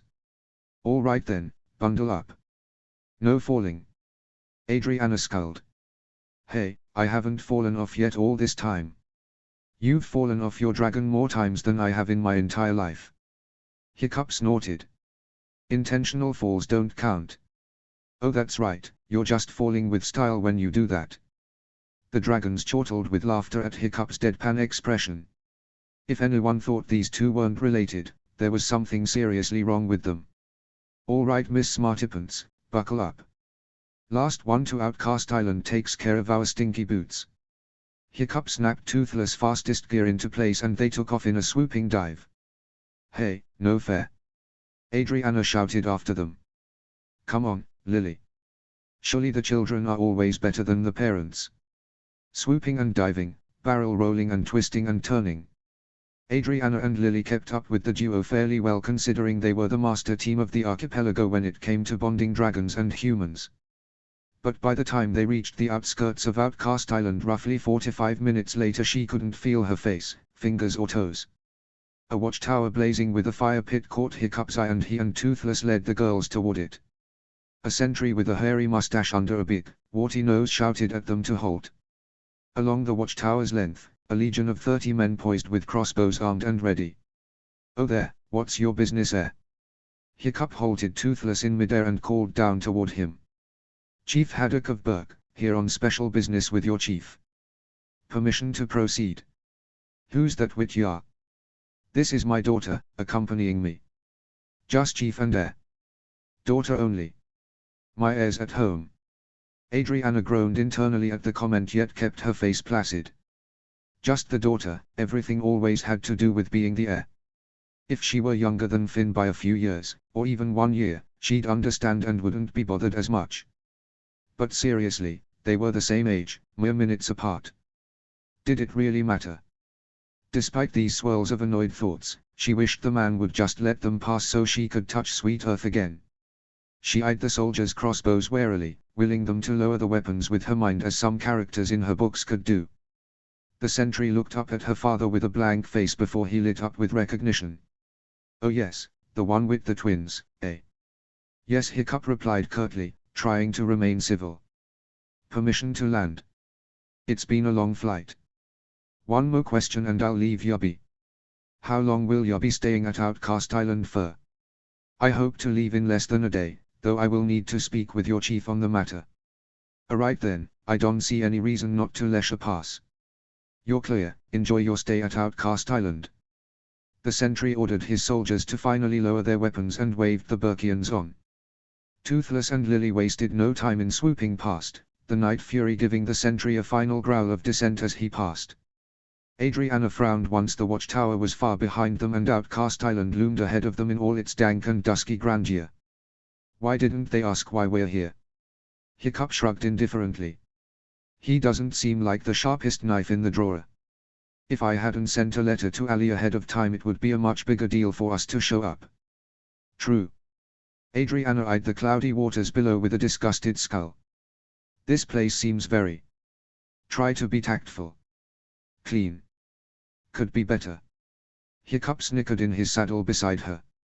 "It's been worse, trust me. A lot worse." When Ali the Insincere became chief, she wasn't at all impressed with Alvin's poor use of the land and water. The ocean was pretty polluted and the land was hard to till.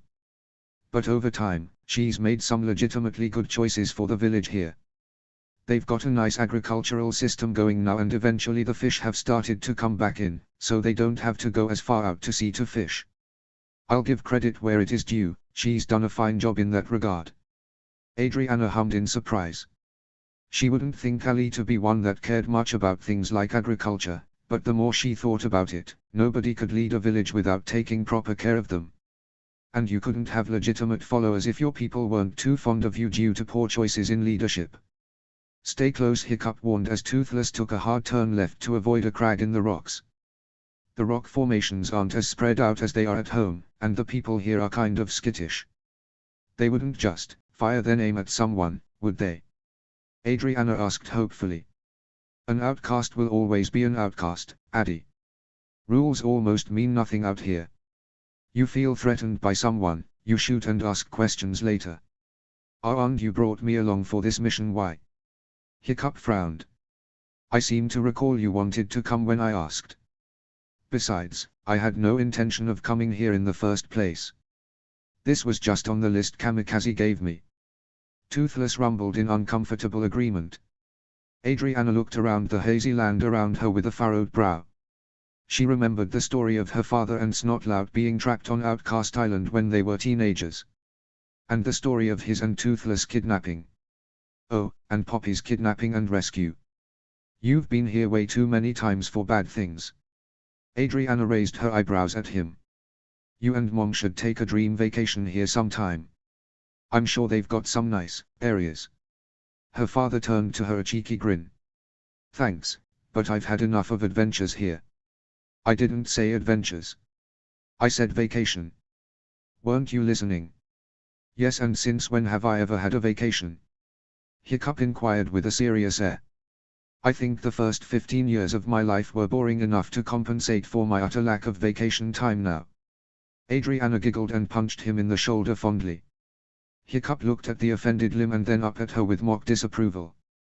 "What did I tell you about hitting? Mom hits you all the time. This is old news. Your mother's been hitting me since we were 4. So I've received enough abuse from the women of my household, thank you very much. Oh, remind me later and I'll kiss it for you." Adriana smiled sweetly while he stuck out his tongue. A soft growl from Lily caught her attention and she looked ahead to see torchlights in the distance. A decent-sized village of dark houses and small gardens on the outskirts stood between two mountain hills. A river flowed past from the depths of the island farther out, which must have provided their drinking water and watering hole for animals and planting. Up in the mountain crags she could make out the occasional house, the beams wedged between hard crevices, uneven ledges and tricky corners. Adriana stared at the homes dubiously. How in the world Does one build a house on a mountain like that? Hiccup interrupted quizzically. No idea.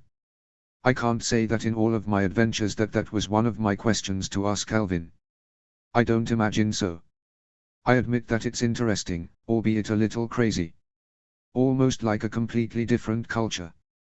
But hey. Hiccup breathed a laugh. Outcasts, it's in the name. Adriana smiled knowingly. And yet here we are riding fire-breathing lizards. Vikings, it's in the name. Tush. Finally their dragons began to fly over houses, doing their best to fly quietly, but not too quietly. Hiccup searched for the village square and soon found it. He couldn't decide whether to be surprised or not that Ali the insincere stood in the center of the stone circle, arms crossed and scowl ever apparent. Toothless and Lily landed with a trot, skidding to a halt a few yards in front of Ali. Adriana whispered her thanks to her dragon as she gratefully slid to the ground. Her knees nearly buckled under the sudden pressure but, not wanting to look weak in front of the opposing chief, she held her ground to stand tall with her chin raised. Her father slid out of his saddle, pausing only to hiss at the sharp contact from gravity onto his sensitive stump after so many hours of disuse. Adriana barely caught the small rise at the corner of Ali's mouth. She'd never understand why this woman loved to see her father in pain. Hiccup stretched his limbs as he walked toward the other chief before extending a hand. Hello Ali, thank you for allowing us here on short. Are you too sick? Hiccup paused at her sharp question and bold expression. No. We're not. How did you? Word spreads a lot faster than you might think, Haddock. Don't be so naive. Ali rolled her eyes and eyed Adriana critically when she stood beside her father. Well, I can't say you look quite as homely as before. And you've grown, that's always a plus. Adriana frowned. Why was she sizing her up? It's nice to see you too, Chief. Adriana put on her largest, sweetest smile, but only because she imagined the sweet memory of a soaking wet Ali from the holes in her mug. A small part of her wished that she could prank her just one more time, but then it'd be obvious who'd done the pranking to begin with. She honestly had to wonder if her father had the guts to prank anyone, and sadly there wasn't much option to choose from beyond that. Bummer. My daughter was never homely. Just because everyone has some sort of biased opinion, for whatever reason, doesn't mean that it's true. Hiccup defended his daughter with a hand on her shoulder to draw her closer to his side. But we're not here to argue with you about petty things. Ouch. Had he just, ouch. Adriana could see Ali bite back the roguish smirk when her father plowed on, oblivious as to the comment he'd just made. We need to find a few ingredients on your land for the cure before the sickness gets worse. I'm sure you'd agree that we don't want the entirety of the archipelago undergoing a huge epidemic. Which can only happen if one allows those who are sick into their land. Ali mused while inspecting her nails with an almost bored expression. Hiccup attempted to rein in his sigh. We're not sick, I promise. The healer on Bob cleared us and gave us the cure as a precaution. We're completely fine. And, on top of that, if you need the extra assurance, we stayed in a house all to ourselves as opposed to with infected people. Now are you satisfied? Adriana's mind was nearly swirling with this professional talk.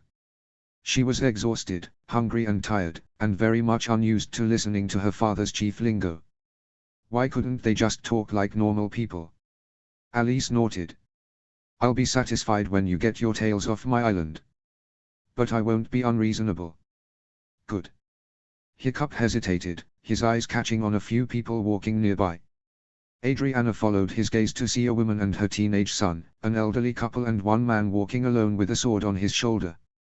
Outcasts. Her father continued in the background, I don't suppose. No, I don't have any spare houses for you to stay in.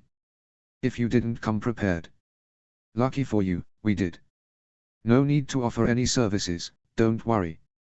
Hiccup snipped, apparently tired enough to let some formalities go. Ali sneered back, good. Now get lost somewhere. We'll find you in the morning to tell you where stuff. Chief. Ali frowned in confusion when the teenage boy walked toward their circle. He stood in the space between Adriana and Ali, his shoulder very nearly clearing the younger girl's head. The only one taller than him at the moment was her father, and even then it was by a few inches. He only seemed to be about a year older than her, but was very tall. His light brown hair was at the perfect length so it rested just off his eyebrows and nearly covered his ears, and his tanned complexion was set off by the blue orbs that were his eyes. Adriana's first thought when he stood beside her was, wow. She didn't think this in any romantic way because when she generally, thought about boys, the only kind of attractive she really thought of, and was accustomed to, were the traits Eric held. But this guy, boy? She was utterly convinced that he was the village Romeo. Well, if Vikings read good books then they'd probably agree with her. Ali had snapped at him for his untimely interruption but the boy seemed very unfazed by her outburst. In fact, he seemed to enjoy watching her stew in her frustration as he spoke with almost an air of authority, something neither she nor her father had seen before. Sorry Chief, I didn't mean to eavesdrop. But my mom and I were thinking that it's going to be cold tonight, the Chief and his daughter are tired. They can stay at our place tonight. The boy smiled warmly at the Chief, who seemed to stare at him dubiously for a moment. The apparent mother stepped in beside Hiccup at that moment with an equal-sized grin on her face. Yes please, I can't stand the thought of anyone sleeping in the cold all night. Especially if they are fighting sicknesses on Burke, these two need to keep up their good health in their search. I'm sorry, I don't believe we've met before. Hiccup held a hand out to her with a warm smile. Lofn Anderson, Chief. It's a pleasure to meet you. Lofn gave him a wide smile and shook his hand heartily. The boy stepped forward with his hand outstretched. And I'm Brandine. Brandine shook his hand and deeply inhaled. Wow, the great Dragon Master. Oh please, Hiccup snorted. Spare me, this guy got lucky. I'll say. Ali replied with a grunt, suspiciously eyeing his prosthetic. Brandine suddenly turned to her with his hand outstretched. And you must be, sorry, Adelina. Adriana, she corrected with a forgiving smile and shook his hand. That's right, I'm sorry. I knew your brother's name but... it's fine. He's more popular anyway. Heir of the tribe and all, no biggie. Brandine cocked his head at her curiously before turning back to the talking adults. Anyway, he unabashedly interrupted whatever Ali was saying. Hiccup bit back a grin at Lofn's scolding look and Ali's scalding gaze. What do you think, Chief? Ali pinched the bridge of her nose impatiently. If you two get sick, you're leaving the village. Adriana couldn't help it. She openly gasped, you'd outcast the outcasts. That's not cool. Brandine nodded in agreement. Yeah, that's not cool. Adriana was sorely tempted to shout at the top of her lungs that Ali hates outcasts, but she figured that she was pushing the Chief's buttons already if her red face had anything to do with it. Just go, whatever. I'll find you in the morning. And with that, the Chief of the Outcasts marched off into the night. Brandine turned to Adriana with a snicker. You're a lot more awesome than I expected. Adriana winced and looked away as if hurt. Everyone always says that. Ah, sorry. Adriana raised an eyebrow. Sarcasm. Yeah, me too. Adriana narrowed her eyes at the boy before he laughed. She didn't know what kind of dream this was, but it was very strange and strangely fun. But unfortunately her father interrupted her moment of glory before she could come up with another comeback. You two are totally adorable and all, but I have two tired, starving dragons and I'm about to pass out. Adriana blushed at his words, but Lofn blessedly turned the attention off of her. Don't you worry a thing about the dragon. If they'll allow it, we'll take care of them and get you both some hot soup. Come, we live down this street. Hiccup gave Adriana a surprised, approving look before he allowed her to follow close behind Brandine. Toothless and Lily followed them down the street with their tails dragging, and Hiccup had to quietly coax them into following them the whole way a couple of times. Adriana felt very bad for them and when they finally reached Brandine and Lofn's home, she stopped to give each dragon a hug and kiss on the nose. Thank you, guys. You're amazing. Sleep well. The dragons wandered into the rather sizable pen by the house and plopped next to a rather large changeling.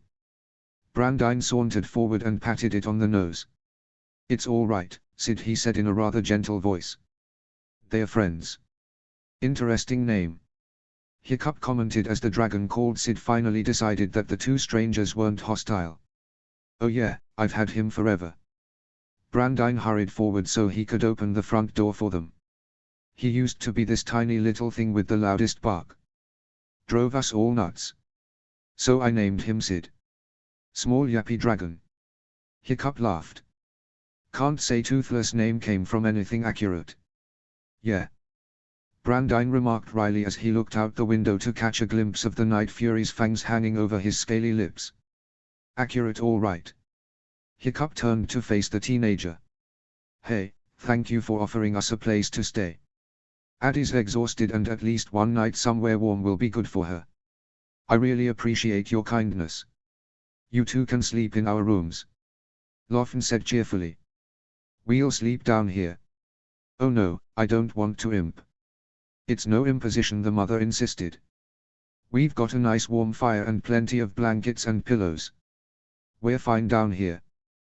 Brandine piped from the doorway. Also, I'd like to accompany you on your quest for ingredients tomorrow, if that's all right.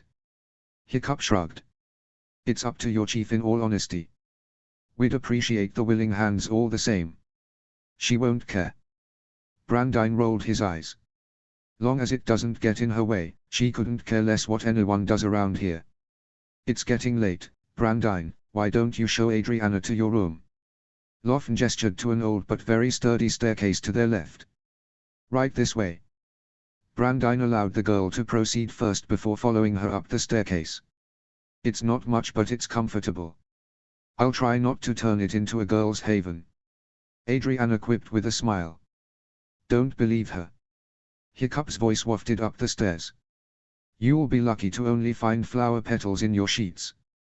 I wouldn't do that to you.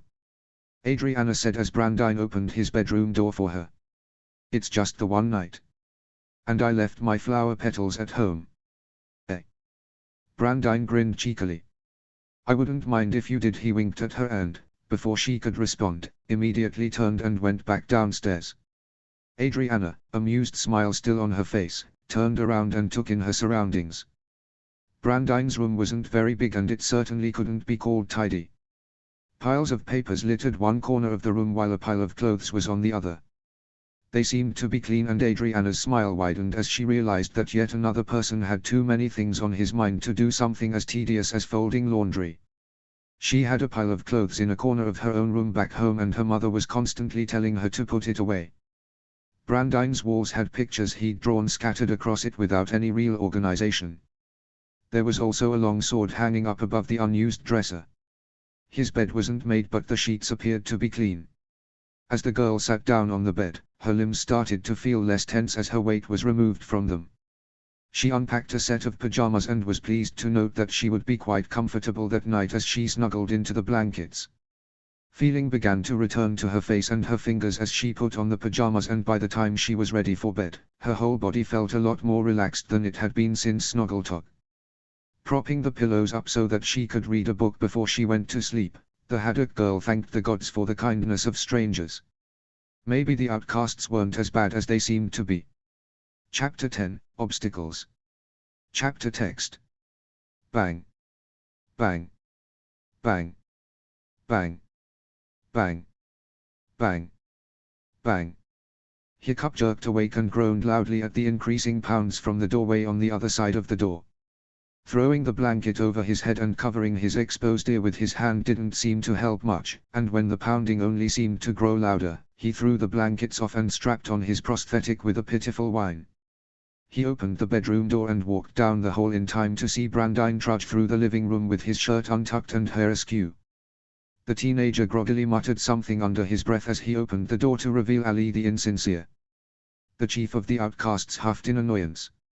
About time. Seriously. Brandine interrupted and Hiccup was once again surprised at the tone of voice he used with her. She, too, seemed surprised. Dawn has barely broken, we have 2 exhausted guests in the house, and you can't even pretend to be courteous. Ali frowned in annoyance. Brandine. Come back in 3 hours. The teenager promptly slammed the door in her face, muffling her cry of anger. Brandine snickered under his breath and turned back toward his made-up bed on the couch, but froze when he saw Hiccup standing there in the middle of the hallways. Hey, you saw all that, didn't you? Don't worry, I won't tell your mother. Thanks. I think. Brandine shoved his messy bangs off his face. You should go back to bed. Long day ahead of us. Yeah. But Hiccup knew he wouldn't be able to fall back to sleep again. I could say the same for you. I can sleep anywhere, anytime. I just feel bad that she woke you up this early. Hiccup shrugged. I'll live. She's so annoying, Brandine huffed, plopping back into his rumpled sheets on the couch. I can't wait until I'm old enough to get out of here. Where do you want to go? Anywhere but here. Not anywhere colder than this. What do you do? Mostly training to be a soldier. You know, typical outcast stuff. Hiccup snorted. Oh, you're not part of the landscaping system. Oh, thanks for reminding me, I need to water my petunias. Have you lost your mind? They laughed quietly, hoping not to wake up Brandine's mother and Adriana. No, I think I'd go crazy if I just had to till the ground all day. Every person has his own work. This much is true. So, anything else? You have a changeling. Do you train with him at all? Hiccup inquired. Brandine nodded, for sure, when I have time outside of weaponry and strategy and whatnot. I wish we had more time to train together since we're kinda supposed to be a team, but the chief's adamant that our soldiers' training is more important. As is the agriculture. Well, she's right on that last point. I honestly don't know how Alvin ever had people living here. You should have seen it before she got to it. Was it that bad? I mean, you can kinda tell that it's not perfect. Hiccup laughed. The first time I saw it I recall thinking, talk about your fixer-upper. You didn't. No really, I probably snuck it to Alvin's face. Honestly, how have you made it this far in life? I still ask myself that question. You're insane. Brandine leaned back against the couch to stare at the ceiling. Everything everyone has said about you is true. He eyed Hiccup mischievously and waved his hand gently. All good things, all good things. Hiccup laughed. I'm accustomed to both the good and the bad, so no hard feelings. Unfortunately, all I've ever heard about Adriana is bad things. She doesn't look to be a troublemaker. I mean, she seems to be your pretty, average girl. Hiccup narrowed his eyes at the word pretty, and Brandine scratched his neck awkwardly.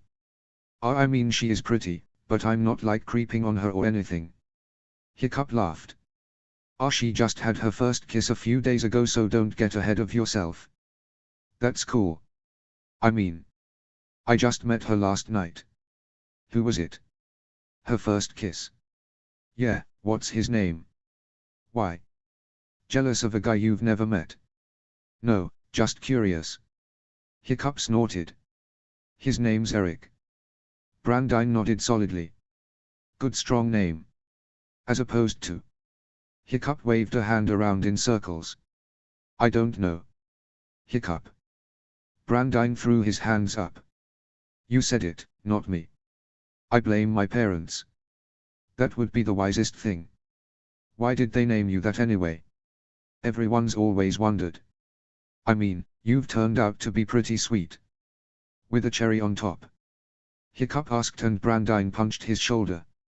But seriously, I was born early. I was pretty small. Well, I'm still pretty small, but I hide well with oral fists. Brandine laughed at his wild gestures to his thin frame. Quite fearsome. At least you can grow a beard. I'm sure that helps with your manliness a bit. Beards are itchy and my wife hates them. What's her name again? Astrid. That's right. I'd heard that somewhere. Oh, but Major Rabbit Trail. Brandine slung an arm over the back of the couch casually. What's with all the misconceptions on Adriana? Well, Hiccup scratched his cheek idly. What have you heard? Can't refute misconceptions if you don't know what they are. I heard she was kidnapped when she was little. Ali says she's weird, immature, clumsy and irresponsible. One kid even said she was ugly, but unless she hit puberty like crazy then they were pretty blind. Hiccup snorted and allowed him to continue without a snooky comment. But she didn't seem that bad when we were talking last night. Hiccup shrugged. No, she's quiet. Reserved, compassionate, caring. Spends a lot of time reading and thinking, and she'll talk to you about random little things she's thinking about. She can be goofy and a bit irresponsible, but those things don't bother me because she's exactly like I was. Always getting into trouble, trying to help out and always failing. But one thing that's accurate is how clumsy she is. Another trait she got from me. You're not clumsy. No. Do you see this thing? Hiccup lifted his prosthetic. Brandine raised an eyebrow.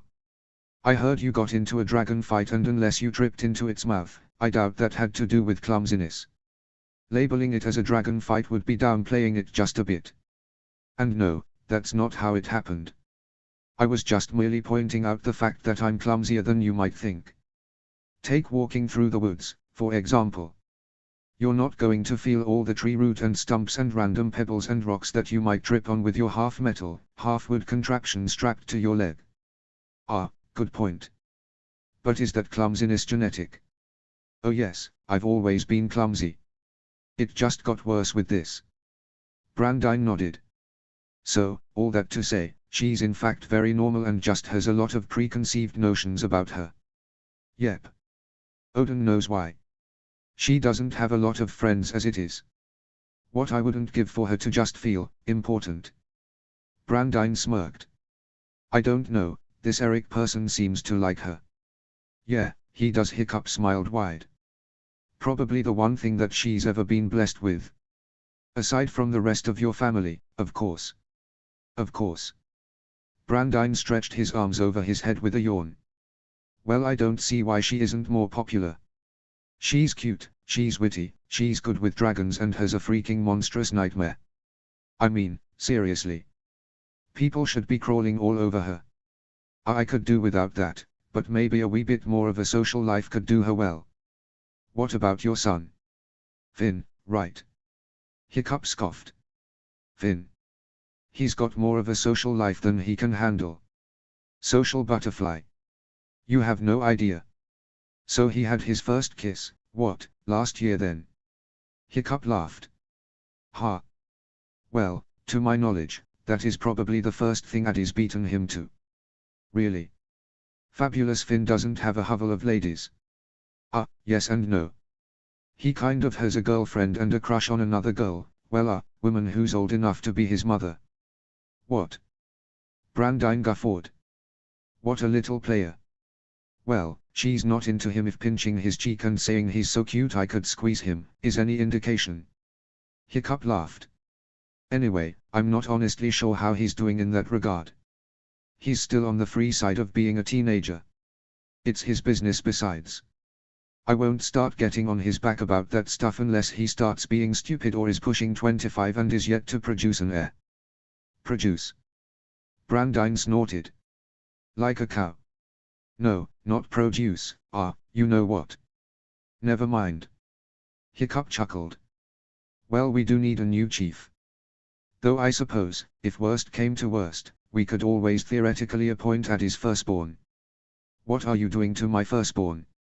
Both Hiccup and Brandine jumped, startled at the much higher voice that had cut into their conversation. They turned to look at her standing at the foot of the stairs, arms crossed and leaning on her hip. Hiccup stifled a laugh. Sometimes she could look just like her mother. Adriana raised an eyebrow. Are you already setting me up for marriage? Don't you think I'm a bit young to be having children? Gods, yes. Hiccup's face began redden. In fact, I forbid you from having children until after I'm dead. Well, that should be easy. You just said you were clumsy. Brandine chortled as Hiccup frowned. It's okay, Anna. Your father's just using you as a last resort in the air department. Gee, thanks Dad. Adriana deadpanned. That makes me feel so special. You are special. You're under so much less pressure. That's the real reason you're not the heir. I don't want you birthing children. Hiccup inwardly cringed at the thought.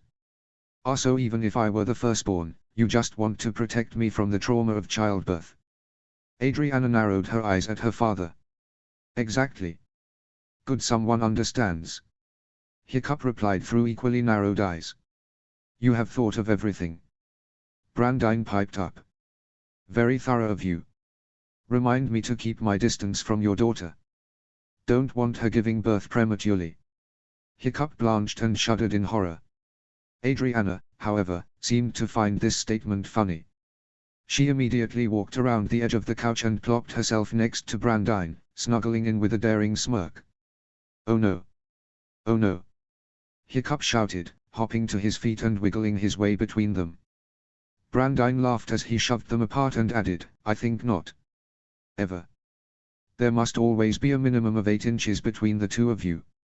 At all times. From now until the end of eternity. Period. Oh, but Dad. He's so handsome." Adriana whined. "Our children would be adorable." Brandine threw an arm over Hiccup's shoulders. "Yeah, come on, Dad. I bet they'd have your eyes." He tugged at a strand of Adriana's hair affectionately. "You mean her eyes?"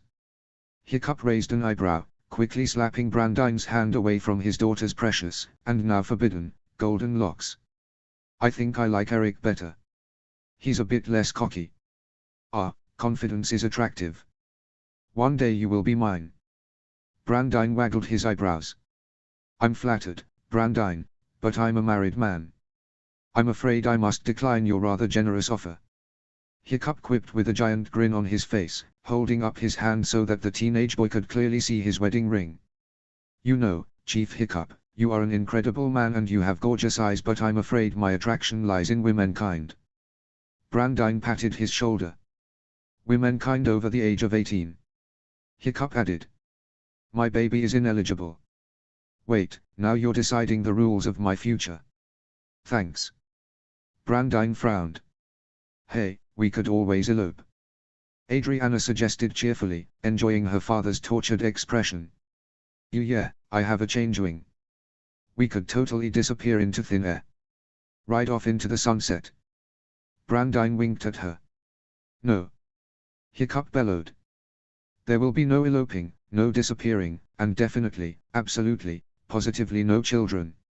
Lawton, who had just walked in, paused for a moment to take in the sight of Hiccup's red face and their teenagers giggling at his discomfort.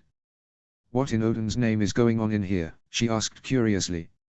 "Lawton, thank you for your hospitality, but I'm afraid we're going to have to leave right now before your son elopes with and then impregnates my daughter." "Hey. Brandine." Lawton crossed her arms and narrowed her eyes at her son. "What did I tell you about hitting on random strangers? Hey, I can't help it. It's the Dragon Whisperer and his hot daughter on our couch. Where anything could happen." Brandine blew a kiss at Adriana, who pretended to swoon. The door randomly swung open and Ali strode into the room. "I am very glad that you've warmed up to your guests," the outcast chief declared authoritatively, "but I'd like them off my island as soon as possible." "So what is it you want?" "What I want is for this piece of work to stop flirting with me and my daughter." Hiccup elbowed Brandine in the ribs. Ali frowned. "And a silver fish," Adriana added. "Oh. Well, those we have. Brandine can show you where they are." "Oh come on," Hiccup groaned while Brandine smirked victoriously. "And I can get back to more important matters," Ali concluded. Hiccup frowned at a snickering Brandine. "I suppose you'll just have to do." "Yes. We'll have an adventure. It'll be fun." What could possibly go wrong? Astrid woke up with a sore throat and feeling less than energized. She got up and peeked into her son's room, dismayed to find the bed untouched. A flicker of anger ignited within her as she threw on a coat and stomped out the door, muttering the entire flight on Stormfly. When she arrived at the Great Hall, she spotted Finn's vivid head as he was spooning out bowls of stew, that he had probably spent most of the night making. Sure enough, when she grew nearer, she spotted 8 vats of the stuff surrounding him and one still on the fire. "Fearless Finn Haddock," she hollered as she stormed over. A few people jumped out of the way in her sudden rampage. "Go to bed." "What?" Finn looked up from his cooking to meet his mother's equally blue eyes. "Do I need to drag you out of here in front of all these people?" Astrid continued. "You can drag out my dead body when that becomes necessary." Finn snooked. "Finn, I'm serious. You haven't slept in 2 days and I won't have you getting Astrid began before she was interrupted by a hacking cough. Sick. She stubbornly finished. Mara bounded across the room and yanked open Astrid's mouth. Oh dear dear dear. She muttered. Not another one. Another what? Astrid rasped. I'm fine. For now. You'd better lie down before it gets worse. Mara told her, putting her hands on Astrid's shoulders and trying to steer her to an empty mat. Just pour me some milk and I'll be fine. Astrid insisted. She's right. Binnen said, standing from the table at which he'd been sitting. You don't want to be moving around when the sickness hits you hard. Binnen, what are you doing here? Astrid asked impatiently. You can't afford to get sick right now. Some things are more important. Such as rest for you. Binnen said firmly. Now please lie down before I sit on you. She couldn't see his smile through the cloth on his mouth, but she did see him wink. Is she really sick? Finn asked worriedly. Mom. If you lie down right now, you will probably be okay. Svala's recovering very well, so you have a good chance to beat it, but you need to lie down. Mara led Astrid to a mat near Olaf's. We'll get you some tea and stew. As Astrid sat down on her mat and leaned against a pillar with an annoyed huff, she took in her surroundings, particularly the Larsens huddled by the next pillar. Olaf still looked pale and weak as Lara patiently dabbed his forehead with a wet cloth. He still had the worst of the effects from the sickness out of everyone. Astrid frowned at the stones underneath her boots, frustrated that she had to get sick while Hiccup and Adriana were still out getting the ingredients. The village needed her, and of course she would typically get sick. Here you go, Mrs. Hauer. Astrid. Eric slurred as he handed her a cup of hot tea. Astrid smirked. Sorry. I'm still getting used to it. It's all right, she said as she accepted the cup. She stared at her daughter's friend with concern. You look terrible. Have you slept at all? Yes. Well, here and there. Eric half shrugged. I have to be doing something or I'll go nuts. Mara stood on a table and the noise in the hall lessened. Can someone here please go out and get some more aloe leaves? I'll go. Finn leaped up and headed toward the healer. Ah. Inga rushed over and threw him aside. Ow. Finn grumbled, massaging his ribs. I've got this, small fry. Oh no, you don't. Haddocks always get the glory and the important jobs. Let a Jorgensen handle it. Inga grabbed her changeling, a pretty female named Misty, and mounted her.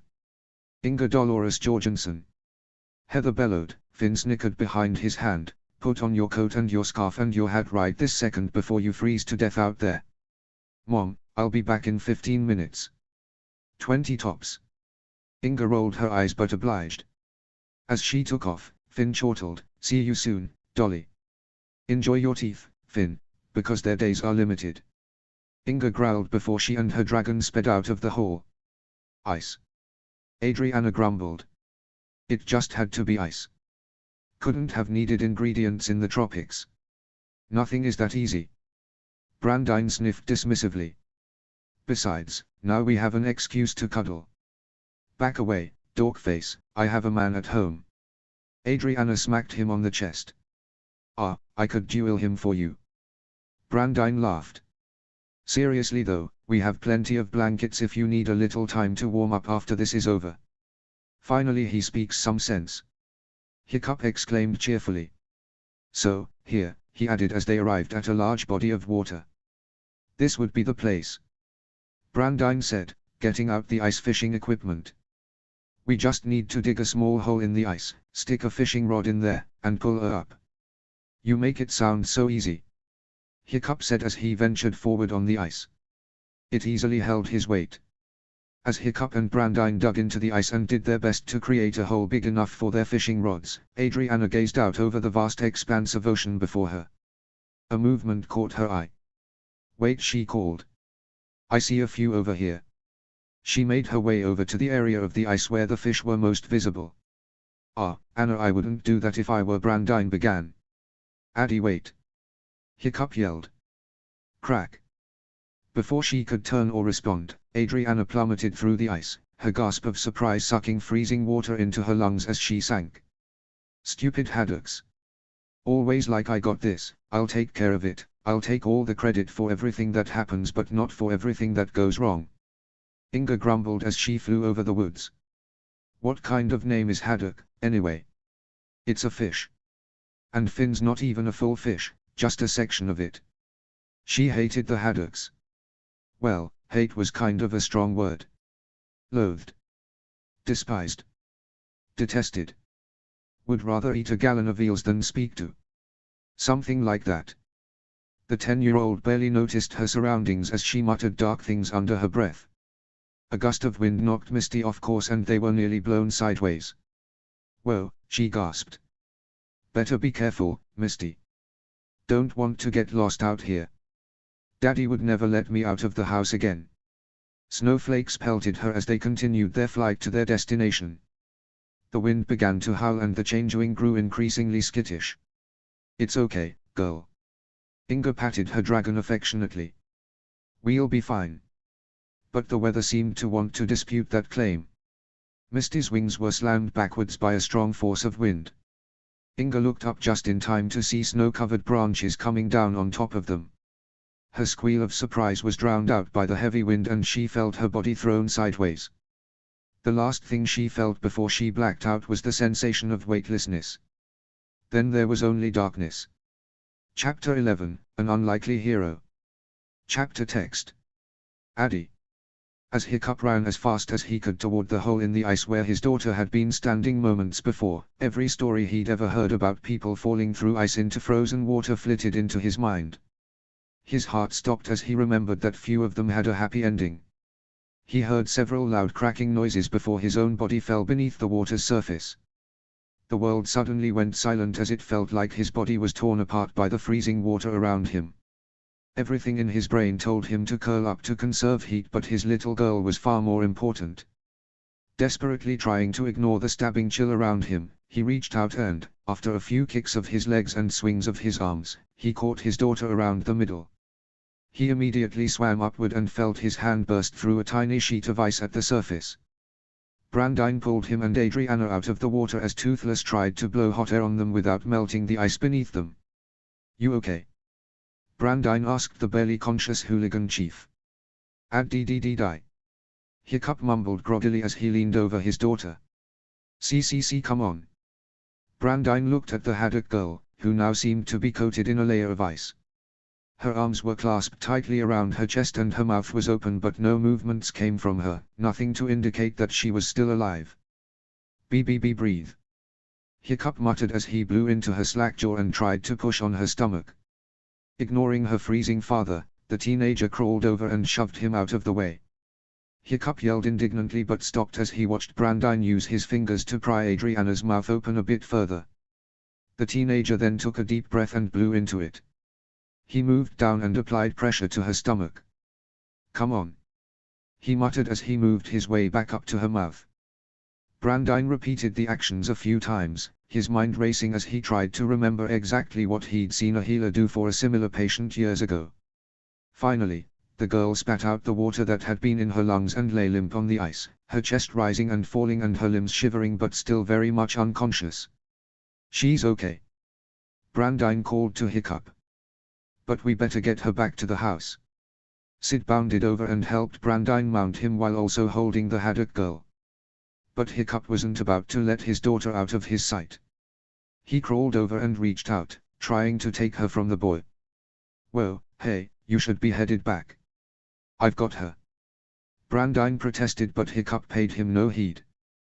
Gigi, give her to me, he said stubbornly, or as stubbornly as a man shivering so hard he stuttered could say anything. Get on your dragon and fly back before you pass out. Brandine held Adriana as close to him as he could. You're soaking wet and freezing to death.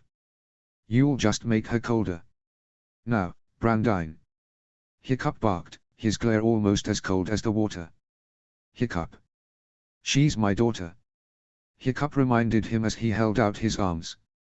Mine. Brandine growled in annoyance before placing the girl's frigid body into her father's arms. Toothless immediately bounded over and scooped them up before taking off. If Hiccup, though being submerged in freezing water was bad, flying while soaking wet in sub-freezing temperatures was the worst. He curled his body over Adriana's and prayed fervently that she would be okay. How in the world did she always end up in these situations in the first place? It was like trouble followed her everywhere, and Hiccup's desperate attempts to protect her were as ineffective as trying to keep a treat away from a terrible terror. Despite the piercing cold biting his exposed skin, he cried out, "Come on Bud, faster!" When they arrived at the village square, several outcasts emerged from their houses and looked at them in concern. Hiccup ignored them, tumbling off his dragon and walking on his knees as he held his daughter close to his chest. "Mom!" Brandine called as he touched down next to them. Lofn bustled out of the house, took one look at them, and immediately rushed forward to try to help Hiccup up. "What happened?" she asked her son as she grasped Hiccup's shoulders. "Anna fell in and he went in after her," Brandine explained. They heard Ali the insincere, who was strolling by, mutter to herself, "Of course she did." Lofn and Brandine paid her no heed as they helped the hooligan chief shakily stand and walk into the warm house. Hiccup finally dropped Adriana on the couch and grasped the blankets Brandine had used the previous night, throwing them on her as best he could. "Hey, slow down there." Brandine grabbed Hiccup's shoulders. "Sit down, we can handle this." Hiccup ignored him completely and continued to search for as many articles of clothing and blankets, even pillows, as he could find. He struggled with one blanket in particular, his fingers fumbling and sluggish.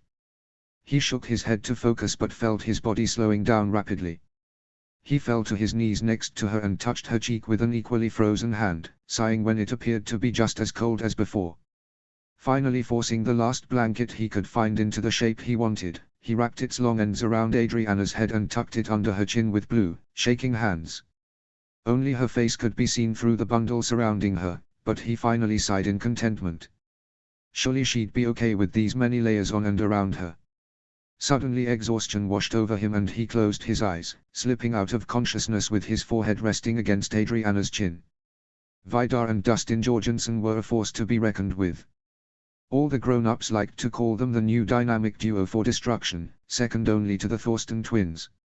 As a result, they liked to call themselves the DDD. Nothing could stand in their way, not rocks nor trees, not scorching sun nor freezing cold. They were Jorgensens and Vikings through and through, and together they would conquer the world as their father before them. "Ow! Vidar!" Dustin bellowed, shoving his brother into the snow. "Mind your sword, man, you nearly blinded me." "Dang it. That would have been cool."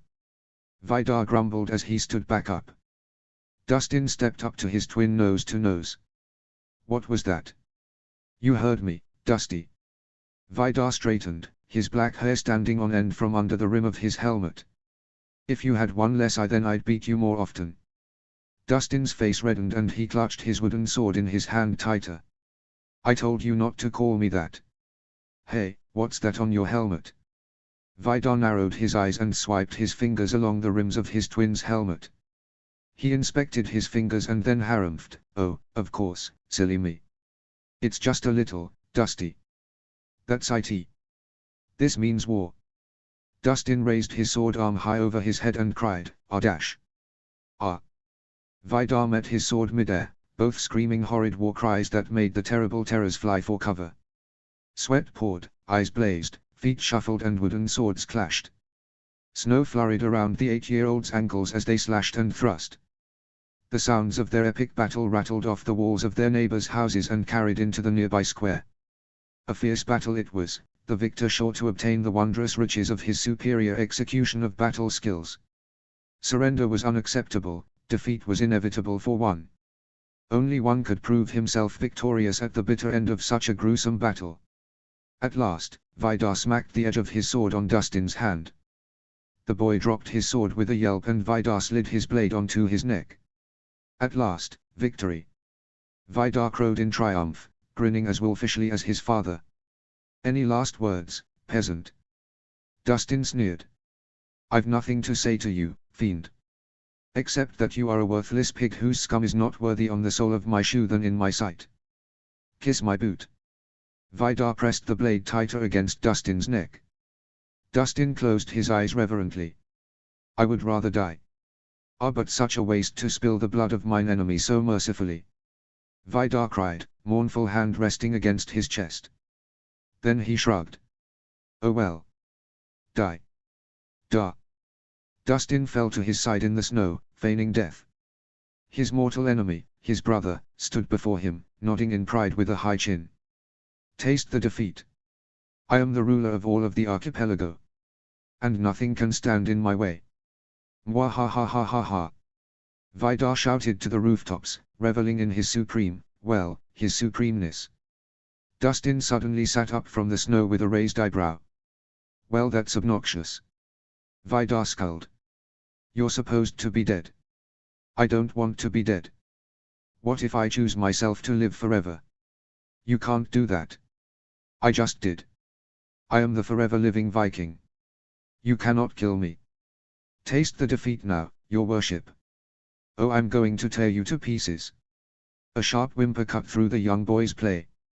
They twisted around to see a changeling limping through an alleyway toward them, whimpering all the way with her wings kept close to her body. Misty. Dustin was the first to reach her, scratching her jaw. The dragon panted heavily as if she'd traveled far. The boys scratched her jaw in confusion until she reared her head in agitation. Whoa, hey girl, what's the matter? Vidar asked. Misty growled a complaint and turned toward the alley from which she'd come. When she turned, her right flank was exposed to reveal the jagged, nearly foot-long laceration. Blood dripped from the wound freely and stained the snow in a long red trail from whence she'd come. Oh no! Her leg! Dustin cried. Blood wasn't supposed to be so gruesome. It wasn't in their imaginations anyway. Then the strange twist in her left wing caught his eye and he petted her front leg sadly, and her wing is twisted, poor girl. Vidar nodded. Dad will have to wrap her leg up. And maybe Chief Astrid will help with her wing. But where's Inga? It's her dragon. Misty huffed at the boys impatiently, annoyed that they were focused on her leg and not at where she was looking. The boys continued to talk to each other, completely ignoring what she so dearly wanted to say. Finally the dragon reared up and roared at the boys. The sound startled them so they fell back onto their bottoms in the snow, staring up at the changeling with gobsmacked expressions. Vidar frowned. I think she's trying to tell us something. Misty huffed in annoyance again. Dustin snickered. You think? Misty interrupted their goofing off once more and pulled Dustin to his feet by his coat. Hey, put me down. Misty. The dragon plopped him down on the saddle strapped to her back, and finally he took note of its condition. Not only was Misty injured, but her saddle was also torn to shreds. The new leather looked as though it had been through years of wear, tear and bad weather. Misty groaned in pain as she twisted around and ran through the village with Dustin still on her back. He shouted for her to stop while Vidar chased them, trying to catch up. Misty finally skidded to a stop at the edge of the village, facing the wintry woods and misty mountains beyond. Misty whined pitifully and stared at the boys pleadingly. Vidar. Dustin looked at his brother with wide eyes. Vidar nodded with equally fearful eyes. Misty, where's Inga? Misty crooned sadly and stared out into the forest. The boys' hearts stopped and it only took them a second to make a simultaneous decision.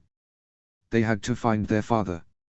Dustin slid off of Misty's saddle and took off after Vidar toward the Great Hall. Misty roared after them in a hurrying tone and sat in the snow where she was. The boys were thankful that they only had to scale one small hill and the stone steps to reach the hall, but they were icy. It was nearly a full 10 minutes before they finally threw the door open, dodging the guards trying to grab them and keep them outside. Vidar shoved his way through the heavy doors and nearly slid to a stop at the ravaging sickness all around him. Dustin grabbed his sleeve and yanked him further in, dodging women hurrying around, ignoring people's coughing and overall sickly expressions. Dad! Dustin called as loud as he could. Many heads turned their way but they didn't stop running. Dad! Mom! Hey now! Two large meaty hands descended and grabbed them by the back of their collars. They struggled from their hanging positions, but froze when the slightly haggard but definitely annoyed eyes of their grandfather loomed in front of them. What in the blazes are you two doing in here? Spitaloot scolded. Do you two want to get sick? We need to find our dad, Dustin began. Spitaloot scolded. No excuses.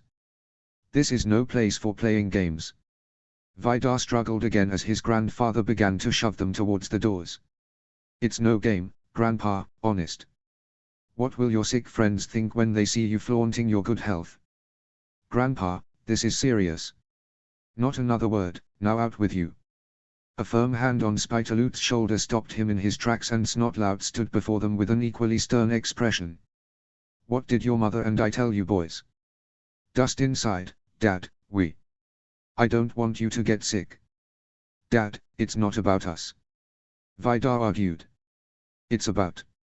I'd like my boys to survive until their 10th birthday if that's all right with you. We need good strong Jorgensons to carry on the line, and we won't have either of you falling to the sickness. Snotlout interrupted each of the boys' attempts with a scull. But the boys tried impatiently, then sighed happily when Heather joined the group by the door. What's going on? Mom. Why in all of Asgard are you two in here? Vidar sighed heavily. Well, if you'd just listen we might tell. Don't talk back to your mother. Snotlout warned, crossing his arms. Spitaloot shook his head. Children these days. Back in my day. Yes, Dad, we've heard this 1,000 times about how our parenting skills are so meager in comparison to your father's.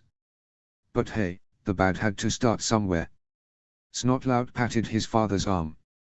Great work. Heather rolled her eyes impatiently. Odin grant me patience, boys, you need to leave.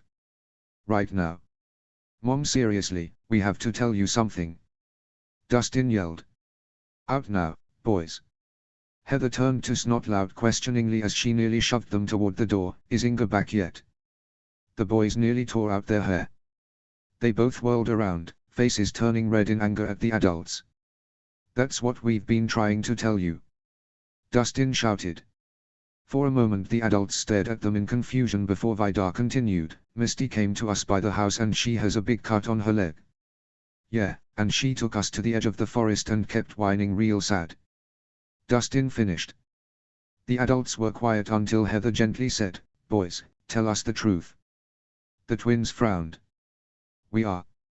She's still out there, I swear. Yeah, I'd gladly sacrifice my right eye if that would prove anything.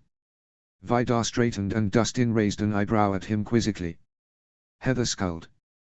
No one is sacrificing their anything for such a silly. Heather Snotlout interrupted softly. Heather looked at him and he continued, they wouldn't make something like this up. And she was supposed to be back half an hour ago. Her husband suddenly turned on his heel and ran into the hall. Snotlout. Heather ran after him, but whirled around to order her father-in-law to keep them right there. By the time she'd caught up to her husband he was already tying blankets to Hook Fang's saddle. Snotlout, what are you doing? I'm going to find her, he muttered distractedly. Heather smiled steadily at a few people looking their way. She didn't want to worry anyone, but she had to ask, you don't actually think? I don't know, Heather, but I won't lose my baby to the ice. Snotlout kissed his wife chastely before jumping into his saddle. A hand on his leg stopped him and he looked down in confusion to see Gustav Larsson standing there. What? Kind of in a rush. I know. Do you want a second hand? Or third and fourth eye?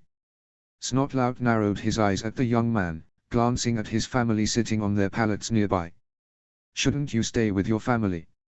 They're already on the mend. You need the help and I'm getting cabin fever in here. Gustav glanced over to the pillar nearby, and my father. Snotlout sighed impatiently. I'm leaving in 30 seconds with or without you. Fanghook's already saddled. Let's go. Gustav jogged to his monstrous nightmare and saddled up. He must have been heading outside anyway when he'd overheard Snotlout and Heather. Snotlout looked down at Heather and said strongly, I'll find her. I know. Heather nodded and stepped back for Hook Fang to take off. Be safe.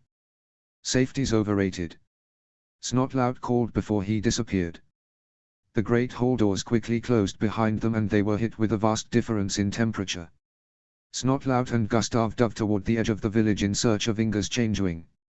She soon came into view, watching as they landed beside her. Snotlout leaped down and quickly examined her. I think her wing is only sprained. Do me a favor and take her back to my barn. But how will you find Inga alone? You don't even know where she is. Gustav cried as he and Hook Fang rose into the air once more. I'll find her. How? Simple, follow the trail of blood. Snotlout didn't wait for Gustav's reaction. The young man was probably kicking himself for not thinking of that himself, but as Hook Fang flew across the icy plains, he understood. The Larsen family was under a lot of stress right now. Snotlout and Hook Fang followed the trail of blood until it began to fade in the snow, nearly a mile from the village. The father muttered to himself all the while, begging the gods to spare his child. Only white surrounded him aside from his red and orange dragon beneath him. When the blood trail became too faded to make out, he wanted to scream in frustration. Hook Fang suddenly lurched forward with a roar. Snotlout didn't question his dragon's instincts as he dove toward the ground. There, on the other side of a fallen tree, lying still next to a large boulder was his only daughter. "Oh no no no no no!" Snotlout cried as he jumped out of his saddle, nearly twisting his knee on the harsh landing. He cleared the fallen tree, scratching his arms and face on sharp branches, and scrambled the rest of the way to his daughter, sliding to his knees beside her. Inga.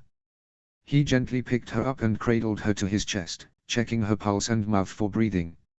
"Inga, come on baby, give me something." "Inga," he cried desperately, brushing his big hands across her pale, icy face. Ripping off his black bearskin cloak, he wrapped it around her small body and carried her as carefully as he could to Hook Fang. The nightmare stretched as far as he could to reach them so Snotlout would have fewer troubles to worry about climbing through the debris. Snotlout climbed into the saddle, still clutching Inga to his chest as Hook Fang took off. "Come on, sweetheart, anything, give me anything to show you're okay. Please, Daddy's here, I've got you, you just have to say something." Snotlout begged into her ear. Inga remained silent and she only seemed to grow colder in his arms. He growled angrily, "Hook Fang, faster." Hook Fang snapped his wings harder against the wind, propelling them through the air faster.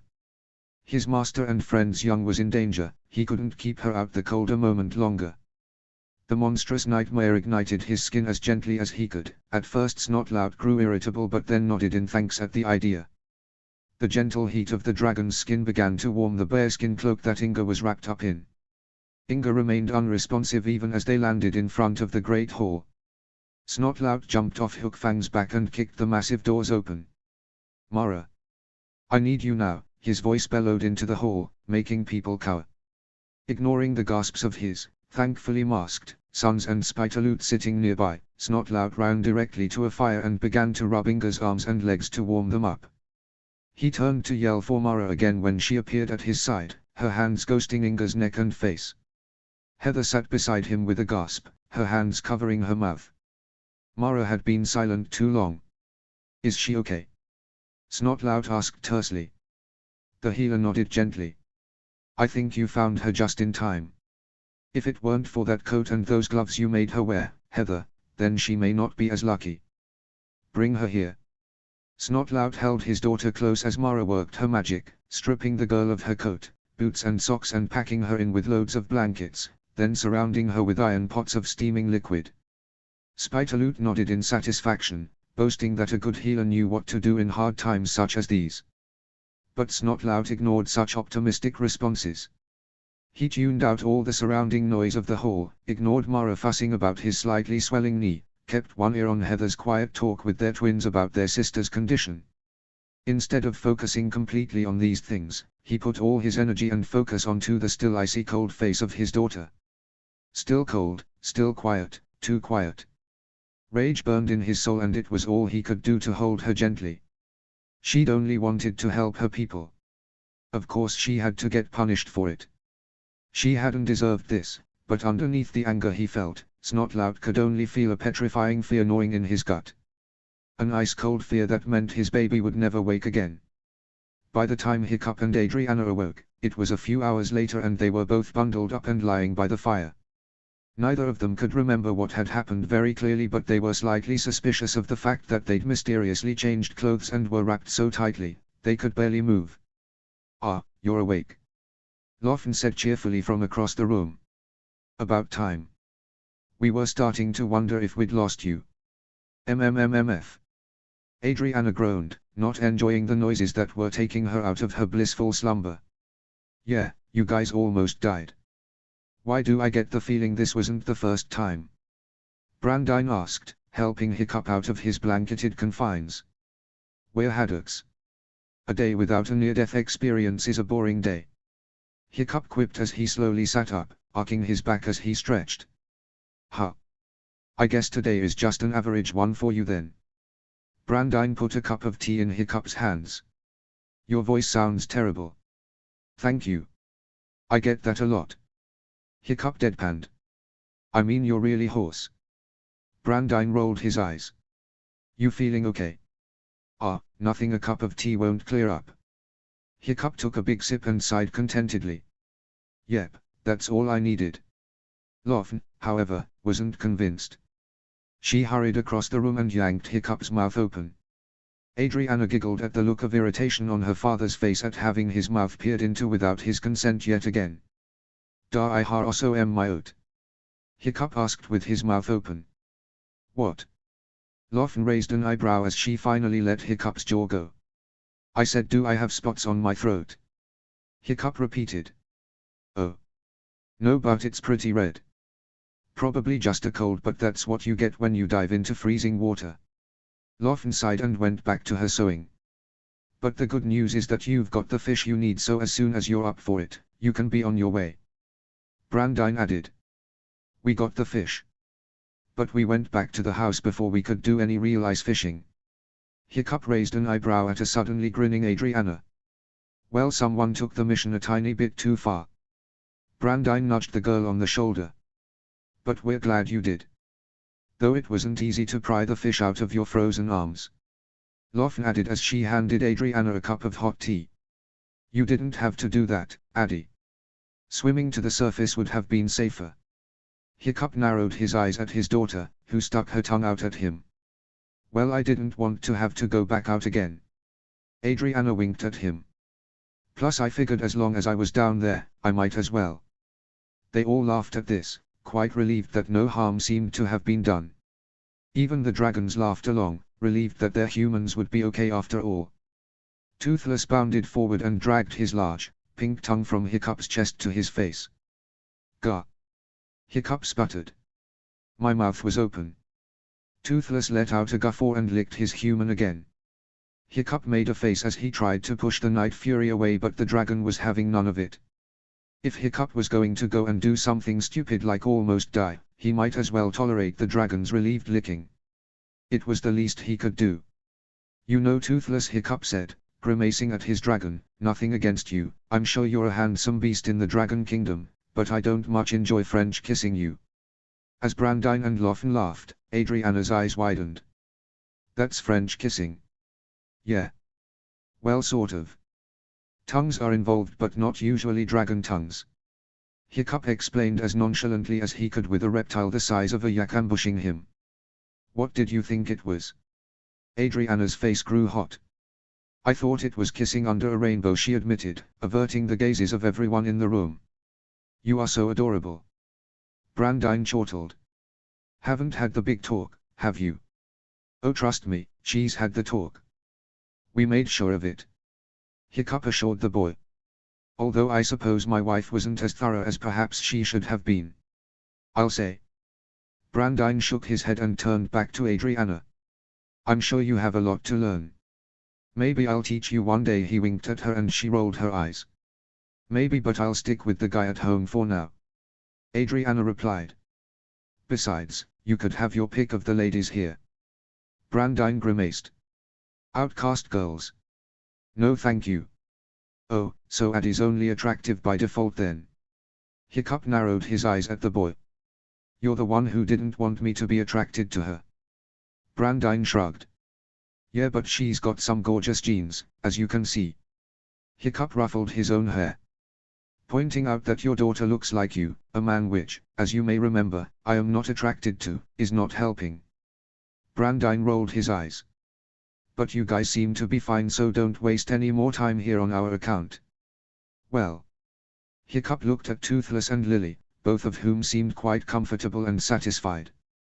I guess we could get going if you're feeling up to it, Addie. Adriana stretched and took another sip of tea. I think I'm okay. Ready to get this over with. Me too. Hiccup agreed. Both Brandine and Lofen helped the two pack up the dragons and insisted on giving them food and a few more blankets. Hiccup and Adriana walked out into the bitter cold, thankful that it wasn't snowing. Thank you so much for your hospitality, Hiccup said as he mounted his dragon. You guys are amazing. It was nothing, really. You were wonderful. You should come back again. Lofen offered with a warm smile. Or I might come to Berk. Brandine winked at Adriana. You know, if I decide Outcast Island isn't the place for me anymore.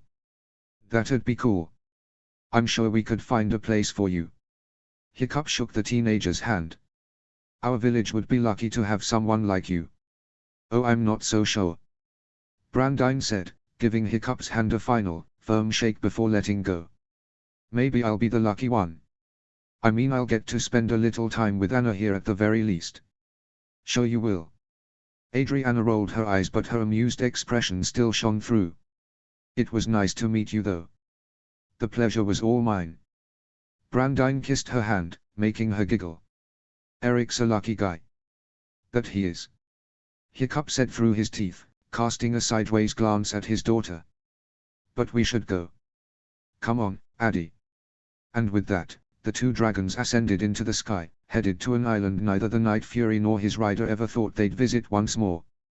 But, for some reason, Adriana was excited. One last ingredient to get before the stop to Healer's Island. And they wouldn't need that last one anyway. Because surely no one would be that far gone. Her heart thudded as she thought about it, and she focused her attention on other, more pleasant things. Things that had nothing to do with the most terrifying experience of her life. Chapter 12, Blackout. Chapter text. The flight to Mayro was long and exhausting. Neither Hiccup nor Adriana spoke on the flight there, Hiccup because he was too busy stewing in his hatred for the place, and Adriana because she had too much on her mind.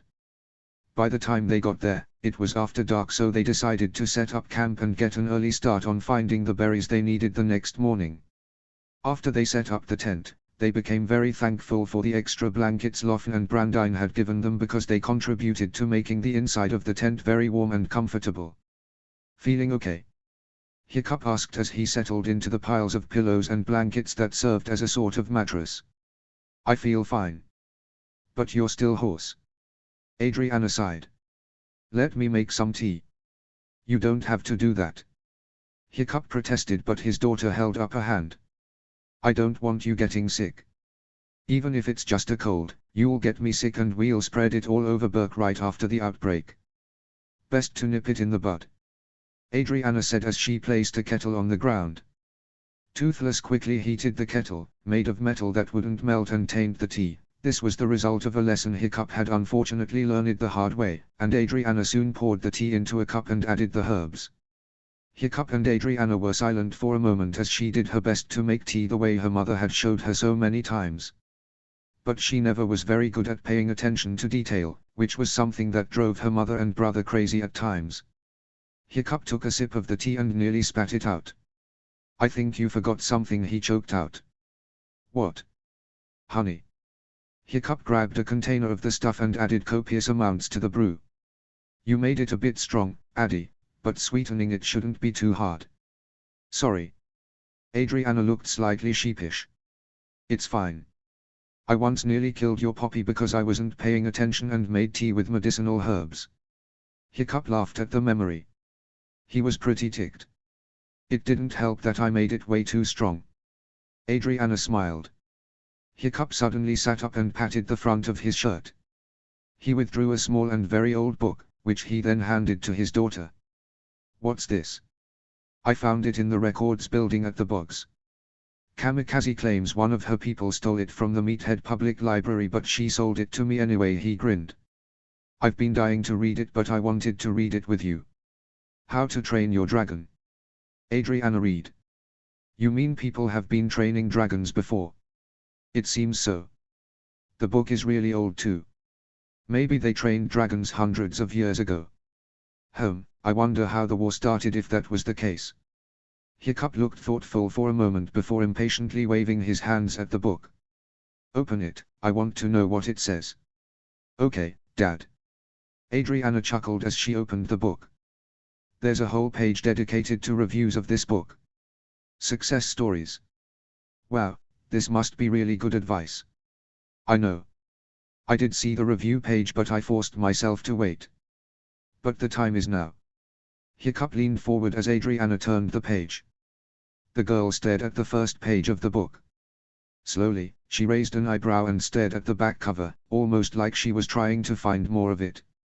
After a few seconds, Hiccup's curiosity could no longer be contained. What does it say? Adriana looked up at him with an expression of pure bewilderment. Yell at it. And the girl handed the book to her father. That's it.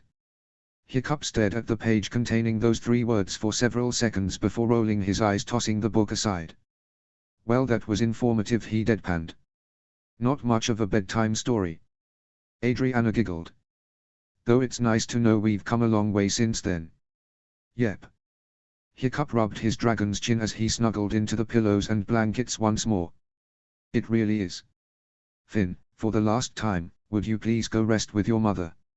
Finn continued on his sluggish path through the great hall, moving in the opposite direction of his mother's cot and towards Mara and some other women helping.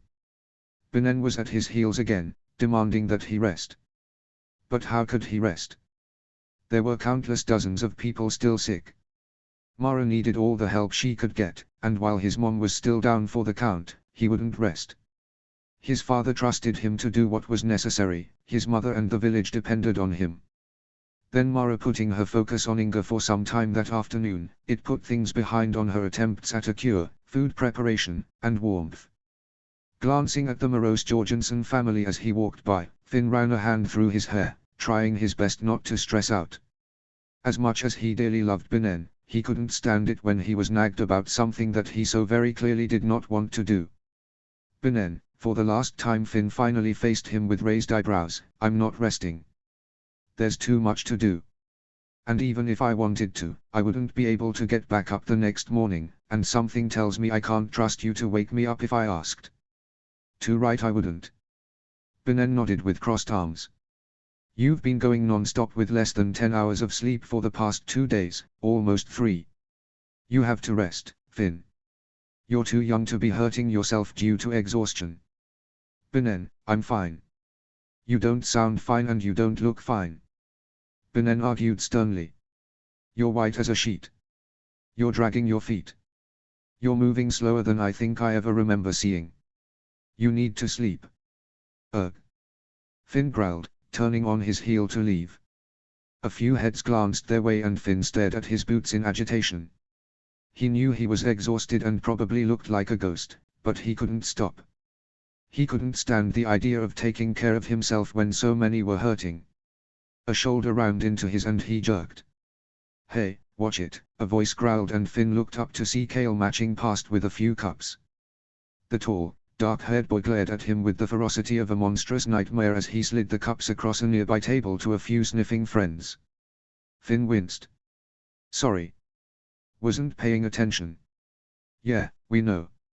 Kale rolled his eyes, completely ignoring Binnen standing at Finn's side. Stop trying to be a hero, Haddock. We all know you can't do anything for us. Finn clenched his jaw for a moment before replying. I'm doing the best I can to help. Help? Help with what? Kale growled. You don't have the cure and you don't have the means necessary to save all of these people. So what exactly are you trying to prove? Binnen held out a hand toward Kale. Hey now, calm down. Finn interrupted, more distressed than angry. I'm not trying to prove anything, Kale. I have a job to do. My parents asked me to help and I'm just trying to do what I can. Snotlout finally glanced at the group with an agitated look. Would you two shut up? Kale turned a smirk over his shoulder. Sorry but I don't answer to you. Snotlout turned a shade of puce and seemed to internally debate between staying by his still unconscious daughter's side and knocking the young man's lights out. He opted to stay with Inga and Heather, who stood and walked to her younger brother. Kale, please stop. Heather gently said. This isn't helping anything. Yeah, that's the thing, Heather. Nothing anyone is doing is helping anything. Kale nearly shouted. While the chief is off parading across the islands, our people are just getting sicker. Yes, our people. Snotlout finally stood and marched up to the boy in full view of everyone in the hall. Since when are you so concerned with the people in this village, Kale? No, you don't care about anyone here besides yourself. Kale sneered and leaned in close to Snotlout's face. I'm not afraid of you, old man. Oh, that doesn't make much of a difference to me.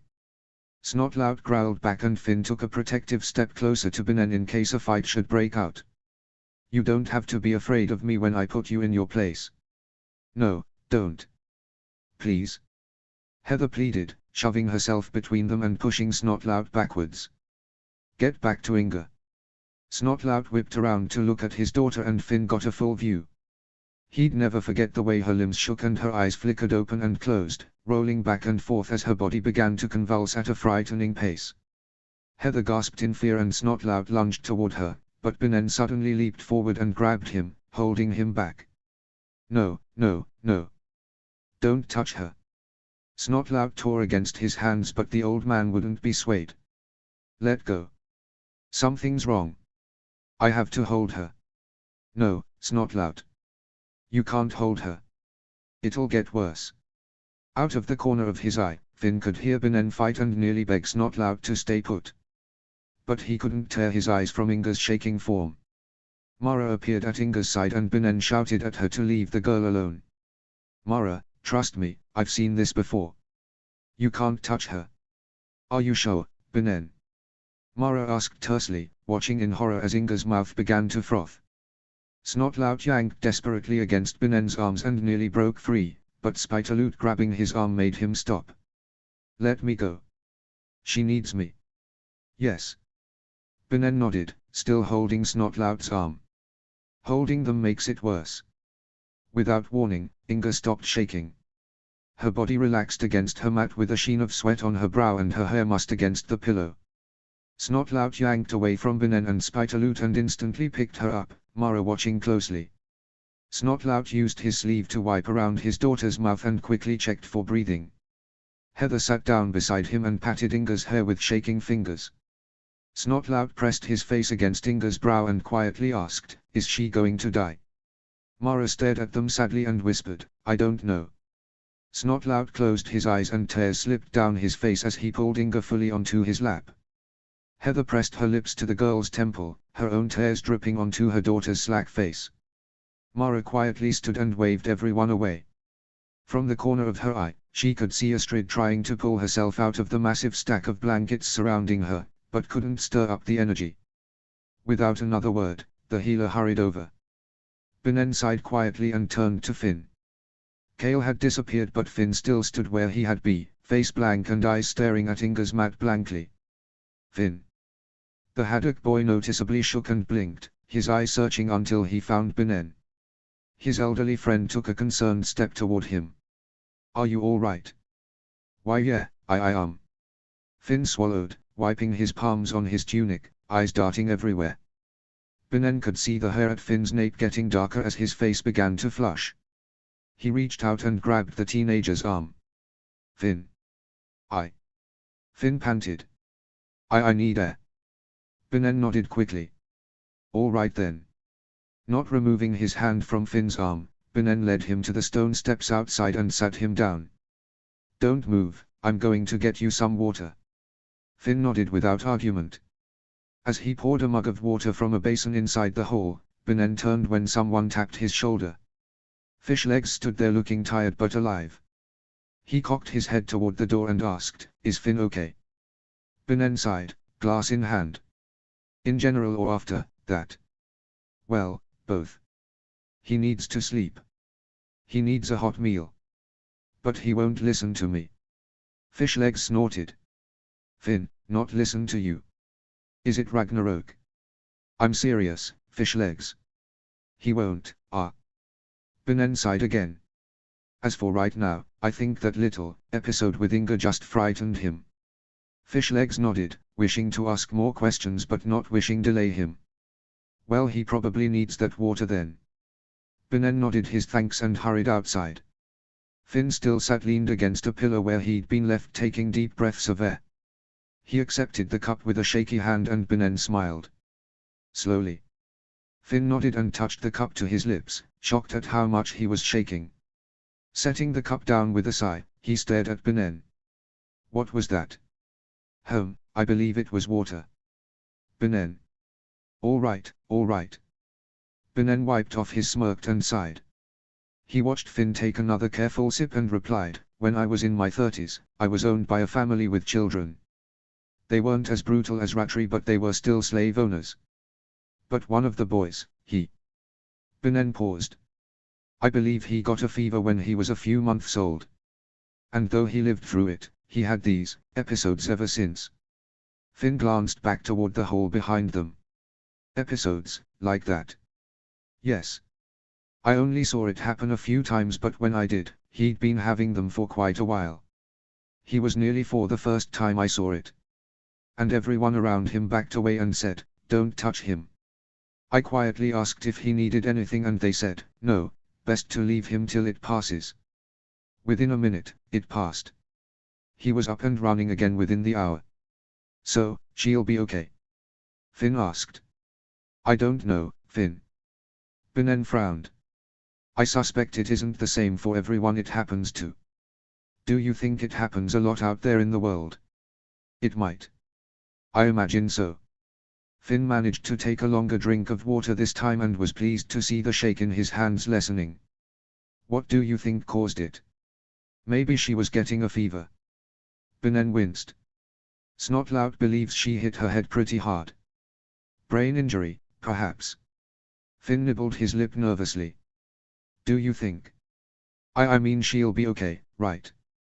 Like that boy you knew. Benen smiled sadly and met Finn's eyes. I don't know, Finn. I pray so. Finn nodded and drained his cup. He looked out toward the dark ocean beyond the village and then glanced up at the stars twinkling above them.